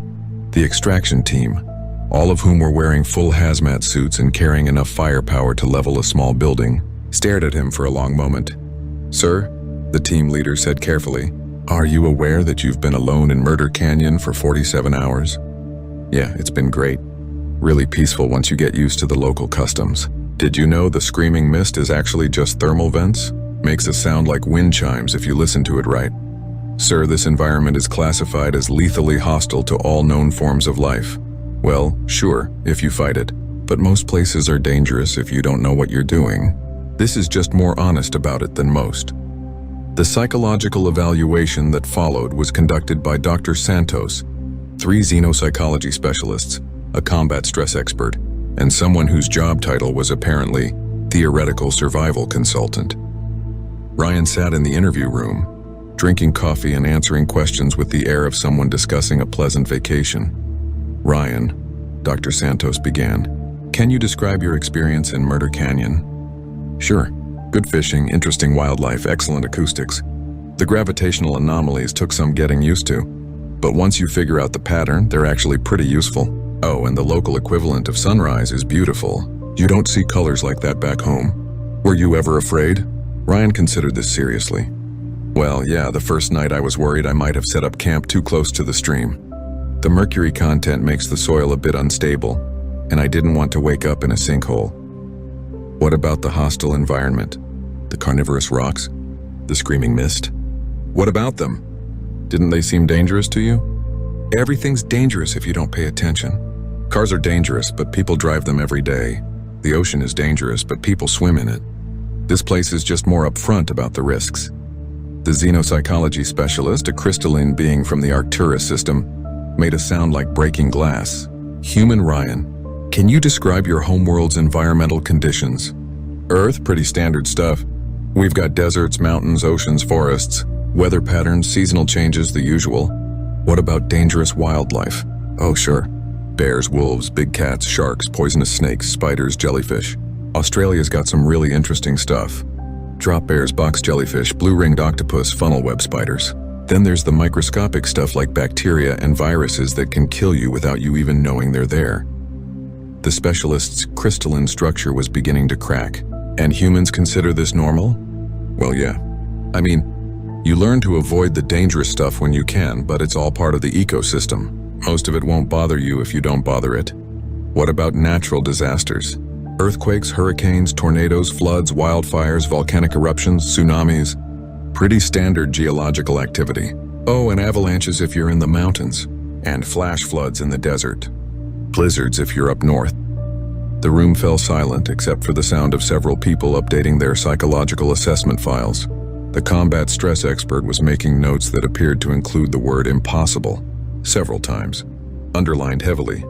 "Ryan," Dr. Santos said finally, "do you understand that the Galactic Defense Coalition classifies Mortis 7 as a Class 9 death world?" "Yeah, that seems about right." "It's definitely more challenging than most places. And you find it pleasant?" "Well, sure. Good exercise, interesting scenery, new experiences. Plus it's quiet. No traffic, no crowds, no pollution, just you and nature. Ryan, the theoretical survival consultant, interrupted. What classification would you give your homeworld using the same scale? Ryan thought about this seriously. I don't know the exact criteria, but probably somewhere around class 13? Maybe higher if you count the really dangerous places like the deep ocean or active volcano zones. Oh, and space. Space around Earth is pretty hostile if you don't have the right equipment. The silence that followed was the kind of silence that usually preceded either applause or existential crisis. In this case, it was definitely the latter. Excuse me, Dr. Santos said, standing up abruptly. I need to make a call. The call went directly to Galactic Defense Coalition Command, where it was transferred immediately to the Office of Strategic Assessment, then to Xenobiology, then to Philosophy, then to a department whose official title was Things That Shouldn't Be Possible But Apparently Are. By the end of the day, Ryan Walsh's psychological evaluation had been classified as a galactic security document, and Earth had been quietly moved to a list of planets that the galaxy preferred to think of as theoretical, rather than actual. Meanwhile, Ryan finished his coffee and asked if anyone wanted to see the photos he'd taken of the local wildlife. The official suspension of the Galactic Defense Coalition training program came with a memo that was simultaneously classified as top secret and filed under educational disasters. Colonel Reeves's final report ran to 300 pages and included 17 different requests for psychiatric leave, early retirement, and reassignment to any location where the local environment operates according to recognizable physical laws. The memo announcing the suspension was brief. Due to unforeseen complications involving incompatible species psychology, the Mortis 7 training program is hereby terminated pending comprehensive review of participant selection criteria and environmental safety protocols. What the memo didn't mention was that half the participants were in intensive therapy, the base's entire supply of anxiety medication had been depleted, and the Galactic Defense Coalition's understanding of survival training had been fundamentally challenged by one human who packed lunch for extreme survival exercises. Ryan was sitting in what had been the base cafeteria, enjoying a sandwich and coffee, while the medical staff continued their efforts to restore his fellow trainees to something resembling functional awareness. Through the window, he could see the transport ships arriving to collect the remnants of what had once been the galaxy's most elite survival training program. Dr. Santos joined him at his table, carrying a datapad that contained preliminary findings from what was being called the Human Baseline Study. The study had been launched 3 days earlier, when someone in Galactic Command had asked the obvious question: if one human could treat a Class 9 death world as a recreational opportunity, what did that say about the rest of their species? The results are in, she said, sitting down across from him. Earth has been reclassified. Oh? Ryan looked up from his sandwich. What's it classified as now? Class 13 death world. The scale only went up to Class 13 before yesterday. We had to create a new category. That seems a bit extreme. Ryan, according to our assessment, Earth's environmental conditions include atmospheric electrical activity that can instantly kill most known life forms, predatory megafauna that hunt in coordinated groups, microscopic organisms that can cause system-wide biological failure, and weather patterns that regularly bacteria and storms, lightning that strikes the planet's surface approximately 100 times per second, pack hunters that include apex predators with no natural enemies, bacteria that can adapt to almost any environment and develop resistance to most known countermeasures, storms that can level cities and spawn tornadoes with wind speeds exceeding most spacecraft. Ryan nodded thoughtfully. Yeah, that's pretty much Tuesday weather in some places, but you get used to it. Dr. Santos made another note on her datapad. The psychological profile of humanity was turning into a document that read like a horror novel, written by someone with too much imagination and access to real statistical data. There's more, she continued. Our geological survey indicates that Earth's surface is constantly shifting due to tectonic activity, experiences regular volcanic eruptions, and is periodically bombarded by objects from space large enough to cause mass extinction events. Well, sure, that's how planets work, isn't it? I mean, you need geological activity for mountain formation and soil renewal. Volcanoes are just the planet's way of recycling materials, and the asteroid impacts are pretty rare, only happens every few million years or so. Ryan, Most inhabited worlds in the galaxy are specifically chosen because they don't have those characteristics. That seems boring. It seems safe. Same thing. Dr. Santos showed him her data pad, which displayed a comparative analysis of planetary habitability ratings. Earth appeared on the chart as a small red dot in a section labeled Theoretical Upper Limits of Survivable Conditions. According to this analysis, she explained, Earth shouldn't be able to support complex life at all.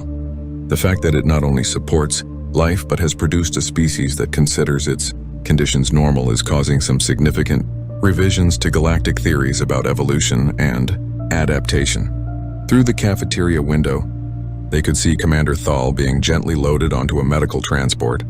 He was stable now, but kept insisting that his environmental suit had achieved consciousness and was trying to communicate with him through status light patterns. Dr. Finn was walking under her own power but required constant supervision after attempting to perform emergency surgery on a lunch tray that she was convinced needed medical attention. Captain Vor had recovered enough to argue with the medical staff, though his arguments consisted mainly of detailed tactical assessments of how to defeat various pieces of furniture. Lieutenant Kem was visible again but existed in a state of constant mild panic, as if she expected reality to stop working properly at any moment. What happens now? Ryan asked, watching his former teammates being loaded onto ships that would take them to medical facilities where they could recover from their encounter with basic human environmental tolerance.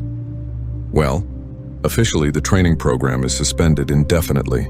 Unofficially, there are some very interesting conversations happening at the highest levels of galactic government. What kind of conversations? The kind where they discuss whether humanity should be classified as a potential threat or a potential ally, and whether there's actually a difference. Ryan considered this while finishing his sandwich. Are we in trouble? No, actually. You're being offered a treaty. What kind of treaty? The kind where Earth becomes a full member of the Galactic Defense Coalition, with all the benefits and protections that entails. And in exchange, humanity agrees to help with the Void Swarm problem. What's the Void Swarm? Dr. Santos pulled up another file on her data pad.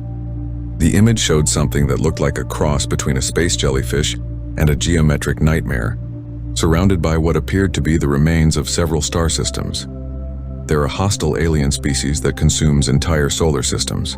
They've been expanding across the galaxy for the past 1,000 years, and conventional military tactics have been largely ineffective against them. The Coalition has been looking for new approaches to the problem, and they think humans might be helpful. Ryan, they just watched you treat a survival exercise that broke 4 of the galaxy's most elite soldiers as an enjoyable camping trip. The Void Swarm might be dangerous, but they're probably not more dangerous than Earth's weather patterns. That's a good point. When do we start? There's going to be a formal diplomatic process first. Ambassadors, treaties, cultural exchange programs. The whole thing. That sounds complicated. It is. But there's also been a request for an informal consultation first. What kind of consultation? They want to know if you'd be willing to look at some tactical data about the Void Swarm and give them your opinion on possible strategies. Ryan wiped his hands on his napkin and stood up. Sure, I can take a look. Do they have coffee where we're going?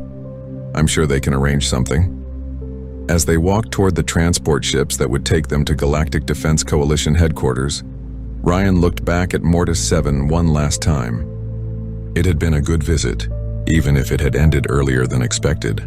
The local wildlife was interesting.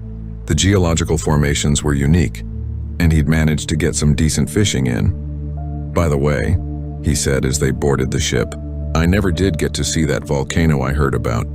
Is there any chance we could stop by here again sometime? Dr. Santos looked at him for a long moment, then made a note that she marked as priority. Discuss human recreational preferences with diplomatic corps before formal first contact. We'll see what we can arrange, she said. The transport lifted off from Mortis 7, carrying them toward a galaxy that was still trying to figure out what to do with a species that treated interstellar warfare as a logical extension of weekend camping trips. Behind them, the planet's screaming winds and carnivorous rocks continued their eternal hostility, completely unaware that they had just failed to impress the galaxy's newest apex predators. In the ship's galley, Ryan Walsh found the coffee machine and started figuring out how to make it produce something that tasted like home. Outside the porthole, space stretched out in all directions, filled with new worlds to explore, new challenges to face, and new friends to meet. He was looking forward to it.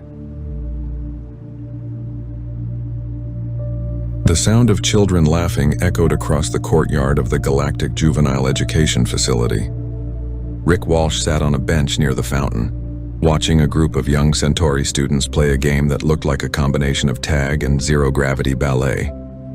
He smiled, remembering how strange it had seemed when he first arrived 6 months ago. Now it felt normal. Rick was a staff sergeant in the Human Coalition Forces, though his current assignment barely felt like military duty. He was supposed to be training the local security teams, teaching them Earth combat techniques. Most days, he spent more time telling stories to curious children than drilling soldiers. The kids loved hearing about Earth animals, especially the weird ones. Last week, he had spent an entire afternoon explaining what a platypus was to a group of confused Alarian youngsters. Mr. Rick, a small voice called out. Lyra, a 9-year-old Centauri girl with silver skin and bright purple eyes, ran toward him. She held a data pad in her hands. I found a picture of that animal you told us about yesterday. The honey badger. Rick chuckled and took the pad from her. The screen showed a stocky, black and white creature with small eyes and visible claws. Yep, that's the one. Mean little thing. Fights animals 10 times its size and doesn't back down from anything. Is that why they call you honey badger? Lyra asked innocently. Rick's smile faded just a bit. His call sign was not something he advertised here. It came from a different time, a bloodier time during the border conflicts. Who told you that? He asked gently. I heard some of the security guards talking. They said you were scary when you fought. She looked worried. But you're nice to us.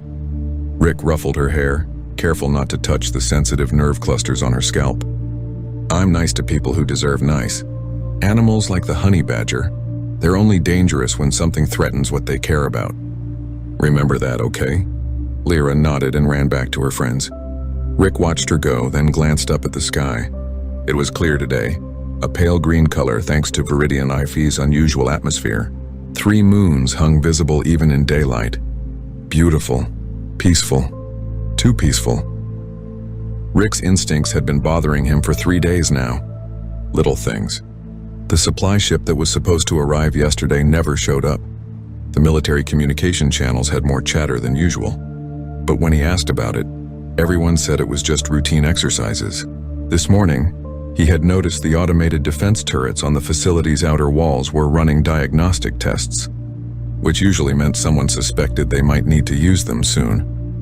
He had tried to talk to Headmaster Torvak about running emergency drills with the students. The Alarian administrator had shut him down immediately. We will not frighten the children with unnecessary military exercises, Sergeant Walsh. This is a school, not a military base. Rick had wanted to argue, but Torvak was right in a way. The facility had been safe for 30 years. It housed children from 47 different species, mostly the sons and daughters of diplomats and military officers. Security was good. The location was remote. There was no reason to expect trouble, except Rick's gut said otherwise. A soft alarm chimed from his wrist communicator. Time for the afternoon assembly. Rick stood and stretched, his joints popping. He was pushing 40 now, older than most frontline soldiers, but he kept himself in shape. Had to.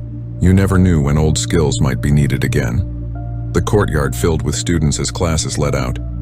Teachers guided lines of children toward the central assembly area. Rick spotted Headmaster Torvak on the raised platform, adjusting his formal robes. The Alarian took these assemblies seriously, always giving speeches about unity and education and the bright future of the coalition. Rick positioned himself near the back, eyes scanning the crowd out of habit. Security guards stood at the regular posts. Everything looked normal. He started to relax, then the shields failed. It was not dramatic. No explosion, no alarm. The shimmering blue barrier that covered the facility like an invisible dome simply vanished. Rick saw it happen because he was looking up at exactly the right moment, watching a flock of local birds that had been deflected by the shield suddenly fly straight through where it used to be. Every instinct he had screamed danger. Get down, Rick roared, already moving. 3 seconds later, the sky split open with fire. Assault ships materialized out of stealth mode directly overhead, their hulls painted blood red. Rick recognized the design immediately. Marauder-class gunships favored by mercenary groups. The heavy weapons on their undersides glowed with charging energy. The first bombardment hit the security barracks on the east side of the facility. The building exploded in a ball of superheated plasma. The shockwave knocked dozens of children off their feet. Screaming started instantly, high-pitched and terrified. Rick was already running. His mind shifted gears, combat training taking over after months of dormancy. The armory was 300 meters away. He needed weapons. He needed to get the children to shelter. He needed to do both right now. Another explosion rocked the Western Guard Tower.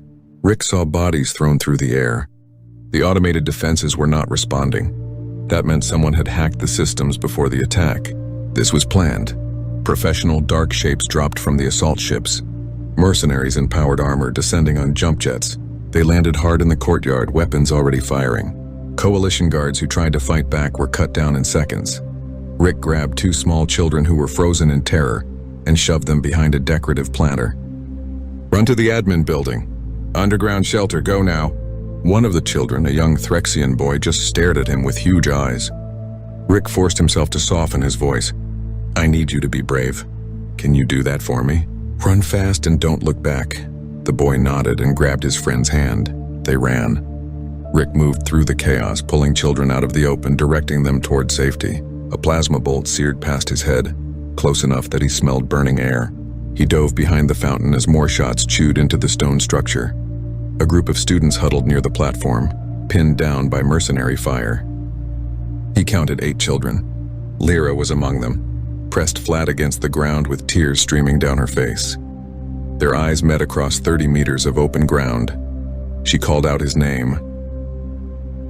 Rick looked at the mercenaries advancing on their position. He looked at the children. He looked at the burning buildings and the bodies of guards who had not been fast enough. Then he looked at the armory, still intact but in the opposite direction. The choice took half a second. Rick sprinted toward the children, staying low. Plasma fire tracked him, but he was moving too fast, too erratically. He had done this before in worse situations, against worse odds. His body remembered even if his mind had tried to forget. He slid in next to Lyra, using his body to shield her from incoming fire. The other children clustered around him. "Uncle Rick," Lyra sobbed. "I'm scared." Rick checked his surroundings. They were trapped. More mercenaries were landing. The coalition. He had 8 terrified children depending on him. Rick looked down at Lyra and smiled. It was not a nice smile. It was the smile of something that had been sleeping and was now very much awake. "Stay down, kids," he said quietly. "Uncle Rick's going to work now." The honey badger was loose, and honey badgers don't care about odds. Rick moved fast through the smoke and chaos. He kept the children behind him as he navigated toward the maintenance corridors. These passages ran beneath the facility like veins, used by repair crews and rarely traveled by students or teachers. Rick had mapped them during his first week here, old habits from his combat days. "Always know the terrain.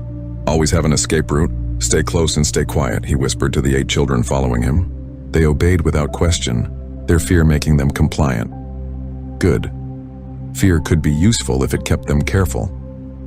They reached a service entrance hidden behind decorative panels. Rick pried it open with his bare hands, the metal groaning but giving way. Inside, the corridor was dark and cramped. He ushered the children through and sealed the door behind them. Emergency lighting strips glowed faintly along the floor, casting green shadows. Rick led them deeper into the facility's guts, moving by memory. The shelter was on the other side of the complex, beneath the administration building. It would take 15 minutes to get there through these tunnels, 15 minutes where anything could happen. Behind them, muffled explosions continued. The facility was being torn apart. They reached an intersection. Rick held up his hand, signaling the children to stop. He listened. Footsteps above. Heavy boots. Multiple contacts. He counted at least 6 moving in formation. Professionals. He needed a weapon. Rick gestured for the children to stay put and crept forward alone. The corridor opened into a maintenance bay where ventilation systems connected. Through a ceiling grate, he could see into the hallway above. 4 mercenaries stood there, armored and armed with military-grade plasma rifles. They were executing wounded coalition guards, shooting each one in the head to confirm kills. Rick's jaw tightened. These were not soldiers following rules of engagement. These were killers on a payroll. One mercenary split off from the group. moving down a side passage. Rick waited until the others moved out of sight, then silently climbed the access ladder to the grate. He pushed it up slowly, inch by inch, making no sound. The lone mercenary walked past, oblivious. Rick exploded upward. His hand clamped over the mercenary's mouth while his other arm locked around the neck in a chokehold. The mercenary struggled, trying to bring his weapon around, but Rick was already twisting. There was a muffled crack. The body went limp. Rick lowered the corpse to the ground and stripped it quickly. Plasma rifle, sidearm, combat knife. Armor was too big and would slow him down, but he took the communication earpiece and tactical display visor. The earpiece crackled to life in his ear.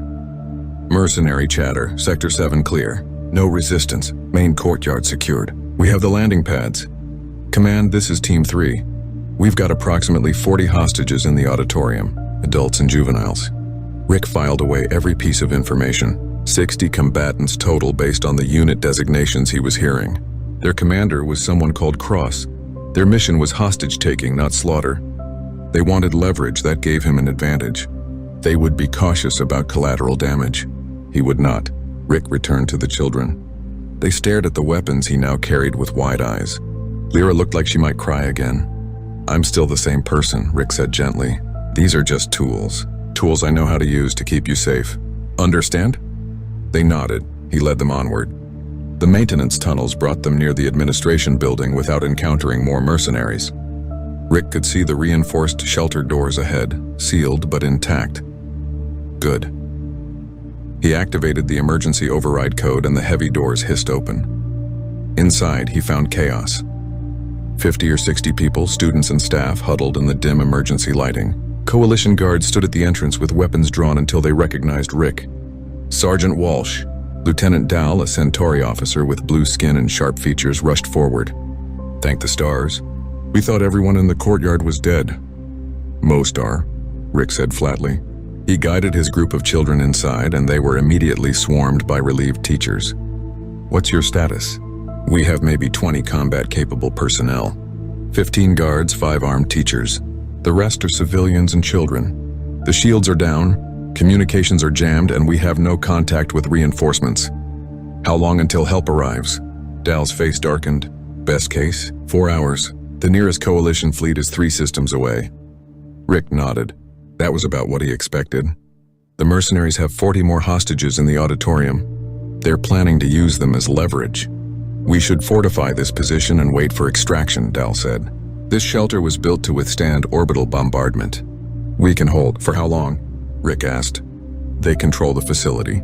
They can cut life support, vent the atmosphere, or just set demolition charges. This shelter becomes a tomb if we wait. What are you suggesting? Rick checked the plasma rifle's charge. Full.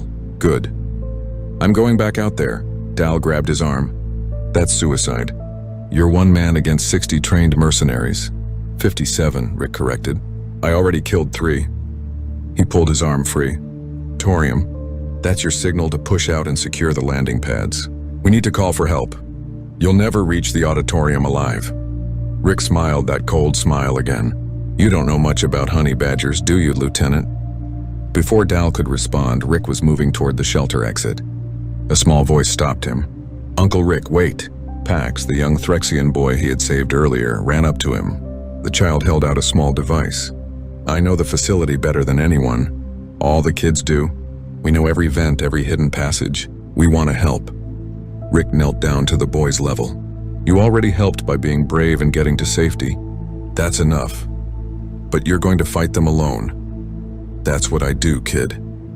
Pax's eyes filled with tears, but his voice stayed steady. The honey badger fights big things and doesn't care. You told us that. But even honey badgers need help sometimes. Rick felt something twist in his chest. He put it and walked toward the exit. He paused at the threshold, looking back at the frightened faces watching him. Children who had been laughing and playing just an hour ago. Adults who thought today would be like any other day. Listen to me, Rick said, his voice carrying through the shelter. I know you're scared. I know this seems impossible, but I need you to believe something. I need you to believe that I will get those hostages out. I need you to believe that we will survive this. Because that belief, that hope, is what keeps us human. It's what makes us different. We don't give up. We don't abandon each other. And we sure as hell don't let monsters win. He hefted the plasma rifle. "So stay strong, stay together, and when this is over, we'll all walk out of here." "That's a promise." The shelter doors sealed behind him with a solid thunk. Rick was alone in hostile territory, outnumbered and outgunned. He had been in worse situations, not many, but a few. The earpiece crackled with mercenary communications. They were consolidating positions, tightening control. They thought they had won. They thought it was over. Rick started moving through the facility like a ghost, silent, deadly, hunting time, to show them what happened when you made a human. Angry. Time to show them what a honey badger could do when you threatened its family. The children were his family now. All of them. Every single child in this facility, and Rick Walsh protected family no matter the cost. Rick moved through the facility like death wearing skin. He knew every corner of this place now, every blind spot and choke point. The mercenaries were good, but they were fighting on his ground. He found Team 5 in the eastern dormitory, 4 soldiers searching rooms for hiding children. Rick watched them from a ventilation shaft above. They moved with discipline, covering each other, checking corners. Professional work, too bad for them. Rick waited until they split into pairs, 2 entering rooms on opposite sides of the hall. Then he dropped through a ceiling panel behind the rear pair. The combat knife entered the first mercenary's neck before the man could turn. Rick caught the falling body, used it as a shield as the second mercenary spun around. The plasma bolt meant for Rick's head hit his dead comrade instead. Rick threw the corpse forward, closing distance. The mercenary backpedaled, trying to bring his rifle up. Too slow. Rick was inside his guard, striking with precise brutality. Elbow to throat, knee to groin, knife to chest cavity. The mercenary dropped without making a sound loud enough to alert his teammates. The other 2 emerged from their rooms and Rick was already moving. He fired the plasma rifle he had taken. Double tap center mass on the first target. The mercenary's shields flared and died. The body hit the floor. Rick rolled sideways as return fire chewed into the wall where he had been standing. He came up behind a support pillar and tossed his knife around the corner. It was a bad throw, not meant to kill, just to distract. The last mercenary tracked the movement, firing at the blade. Rick swung out and put 2 rounds through the man's helmet. 4 down. Rick salvaged ammunition and a better rifle, then melted back into the facility's hidden spaces. The mercenary communication channel erupted with status checks for Team 5. When they did not respond, the chatter changed tone. Confusion became concern. Good. Fear was a weapon too. Rick accessed the facility's internal systems through a maintenance terminal. The mercenaries had locked down most functions, but they had missed the environmental controls. Rick triggered the fire suppression systems in the western wing. Foam and chemical retardant flooded 3 corridors, killing visibility and forcing mercenary teams to relocate. While they stumbled through the foam, Rick hit them from unexpected angles. A plasma grenade rolled down a stairwell. Precisely aimed shots from long distance through windows. He was everywhere and nowhere, striking and vanishing before they could respond. The enemy commander's voice came through the earpiece, tight with anger. "All teams switch to thermal imaging. The human is using the environment against us. Teams 6 and 7 converge on the western wing. Find him and kill him," Rick smiled. They were bunching up, abandoning defensive positions to hunt him. Perfect. He led them on a chase through the maintenance areas, leaving just enough traces to keep them following. Footprints in the foam. A door left slightly ajar. The occasional glimpse of movement. Basic stuff, but effective against soldiers focused on closing with an enemy. When 12 mercenaries were grouped in a junction corridor, Rick detonated the plasma battery pack he had rigged to the power conduits above them. The explosion was not huge, but it did not need to be. The conduits ruptured, spraying superheated coolant and electrical discharge. The mercenaries' shields overloaded. Men screamed. The smell of burning flesh filled the air. Rick did not stay to watch. He was already moving to his next position. The mercenary channel dissolved into chaos. Orders being shouted. Teams calling for medical assistance. Someone yelling about falling back. The commander's voice cut through it all. All units consolidate at rally points. Stop chasing him. He's baiting us into traps. Defensive positions now. Rick had bought time, but he had not freed the hostages. He needed to reach the auditorium. According to the communications he was monitoring, Commander Cross had moved the captured civilians there, using them as human shields. He made his way through the facility's upper levels, avoiding the main corridors where mercenaries had regrouped. Through a classroom window, he spotted the auditorium across the central courtyard. 20 soldiers surrounded it in defensive positions. Getting in would be nearly impossible. He needed a new approach. Rick found what he was looking for in the theater's technical booth. The facility's old communication array, shut down by the jamming but still physically intact. If he could boost the signal strength and punch through a burst transmission, he might be able to call for help. But he did not know how. This was not his specialty. Movement behind him. Rick spun, raising his weapon. Pac stood there with 3 other children. They had followed him somehow, using the passages only they knew. "What are you doing here?" Rick demanded, keeping his voice low. "I told you to stay in the shelter." "We can help," Pac said. "We know how to fix things. The teachers let us help the engineers sometimes. We can make the communication thing work." Rick wanted to send them back, but looking at their determined faces, he realized something. These children had already seen the worst. Hiding them away would not erase that, and they were offering help he desperately needed. "Okay," he said, "but you do exactly what I say when I say it." "Understood?" They nodded. While Rick kept watch, the children worked on the array with surprising skill. Pax explained what they were doing in simple terms, rerouting power and adjusting frequencies. Within 10 minutes, they had a working transmitter. "It will only work for a few seconds before the jamming blocks it again," Pax said. "What do we send?" Rick took the transmitter. He thought about complicated distress codes and tactical briefings. Then he thought about what would actually get a response from people who knew him. He set the message to repeat on emergency frequencies and hit transmit. "Academy under attack. Honey Badger needs help. Coordinates follow." The transmission burst out into space, a single shout into the dark. Then the jamming crashed back down and the array went dead. "Did it work?" one of the children asked. "We'll find out," Rick said. "Now we get you back to the shelter." He led them back through the safe routes, moving slowly and carefully. They encountered no resistance. When they reached the shelter, Lieutenant Dal was organizing a defense with the guards. "Sergeant, we heard explosions." "What's the situation?" "I've reduced their numbers and disrupted their control," Rick reported. "But they still have 40 hostages in the auditorium. That's our next objective. That's suicide. They have that position locked down. Then I'll have to get creative." Rick checked his weapons. He was running low on ammunition. "I need explosives, whatever you have." Dal hesitated, then nodded to one of his guards. The man brought out a small case of breaching charges used for emergency door removal. Rick took them and started rigging a harness. The children watched him work.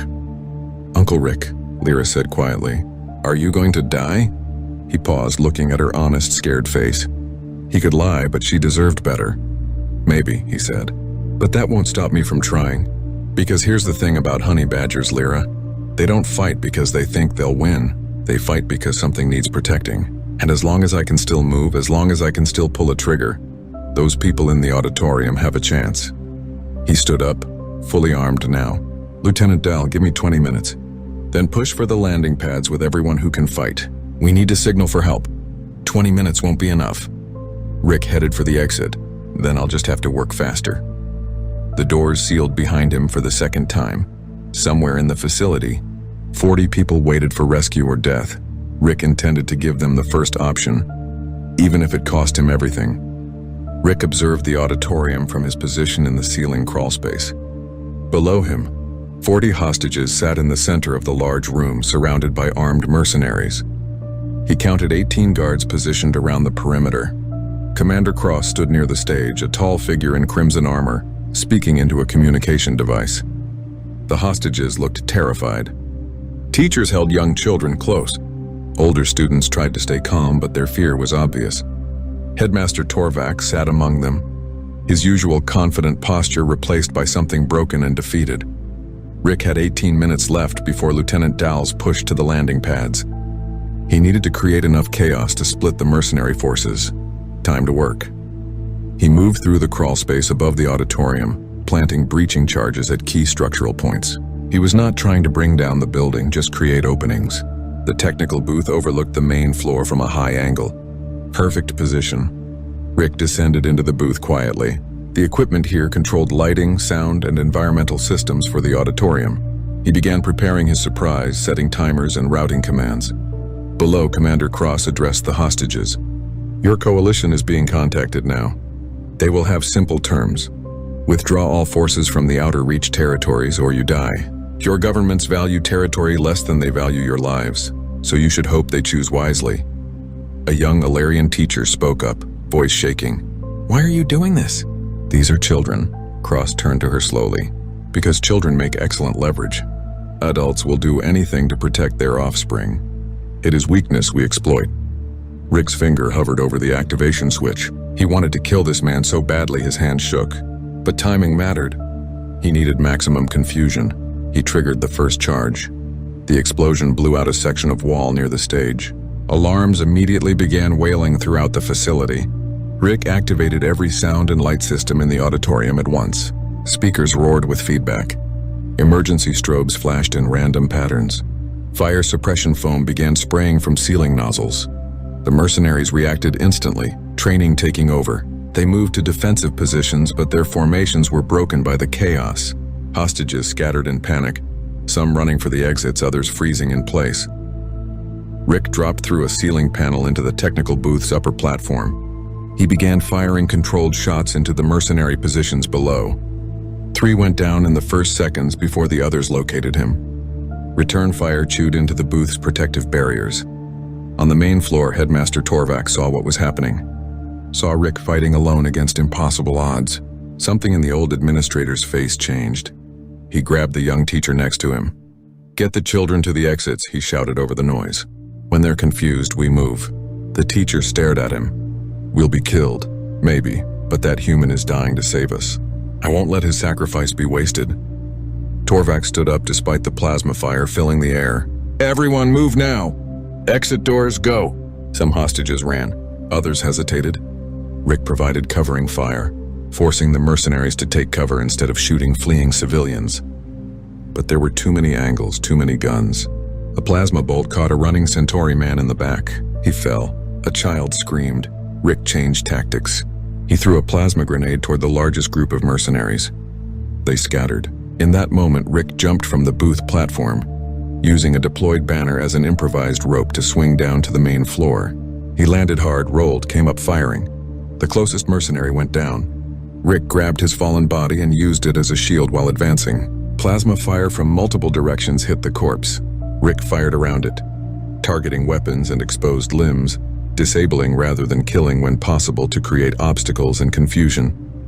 A mercenary charged him with a combat blade. Rick sidestepped, let the man's momentum carry him past, then shot him in the back. He spun and fired at a mercenary, trying to line up a shot on fleeing hostages. The shot went wide but made the mercenary duck. Half the hostages were out now, running through the exits.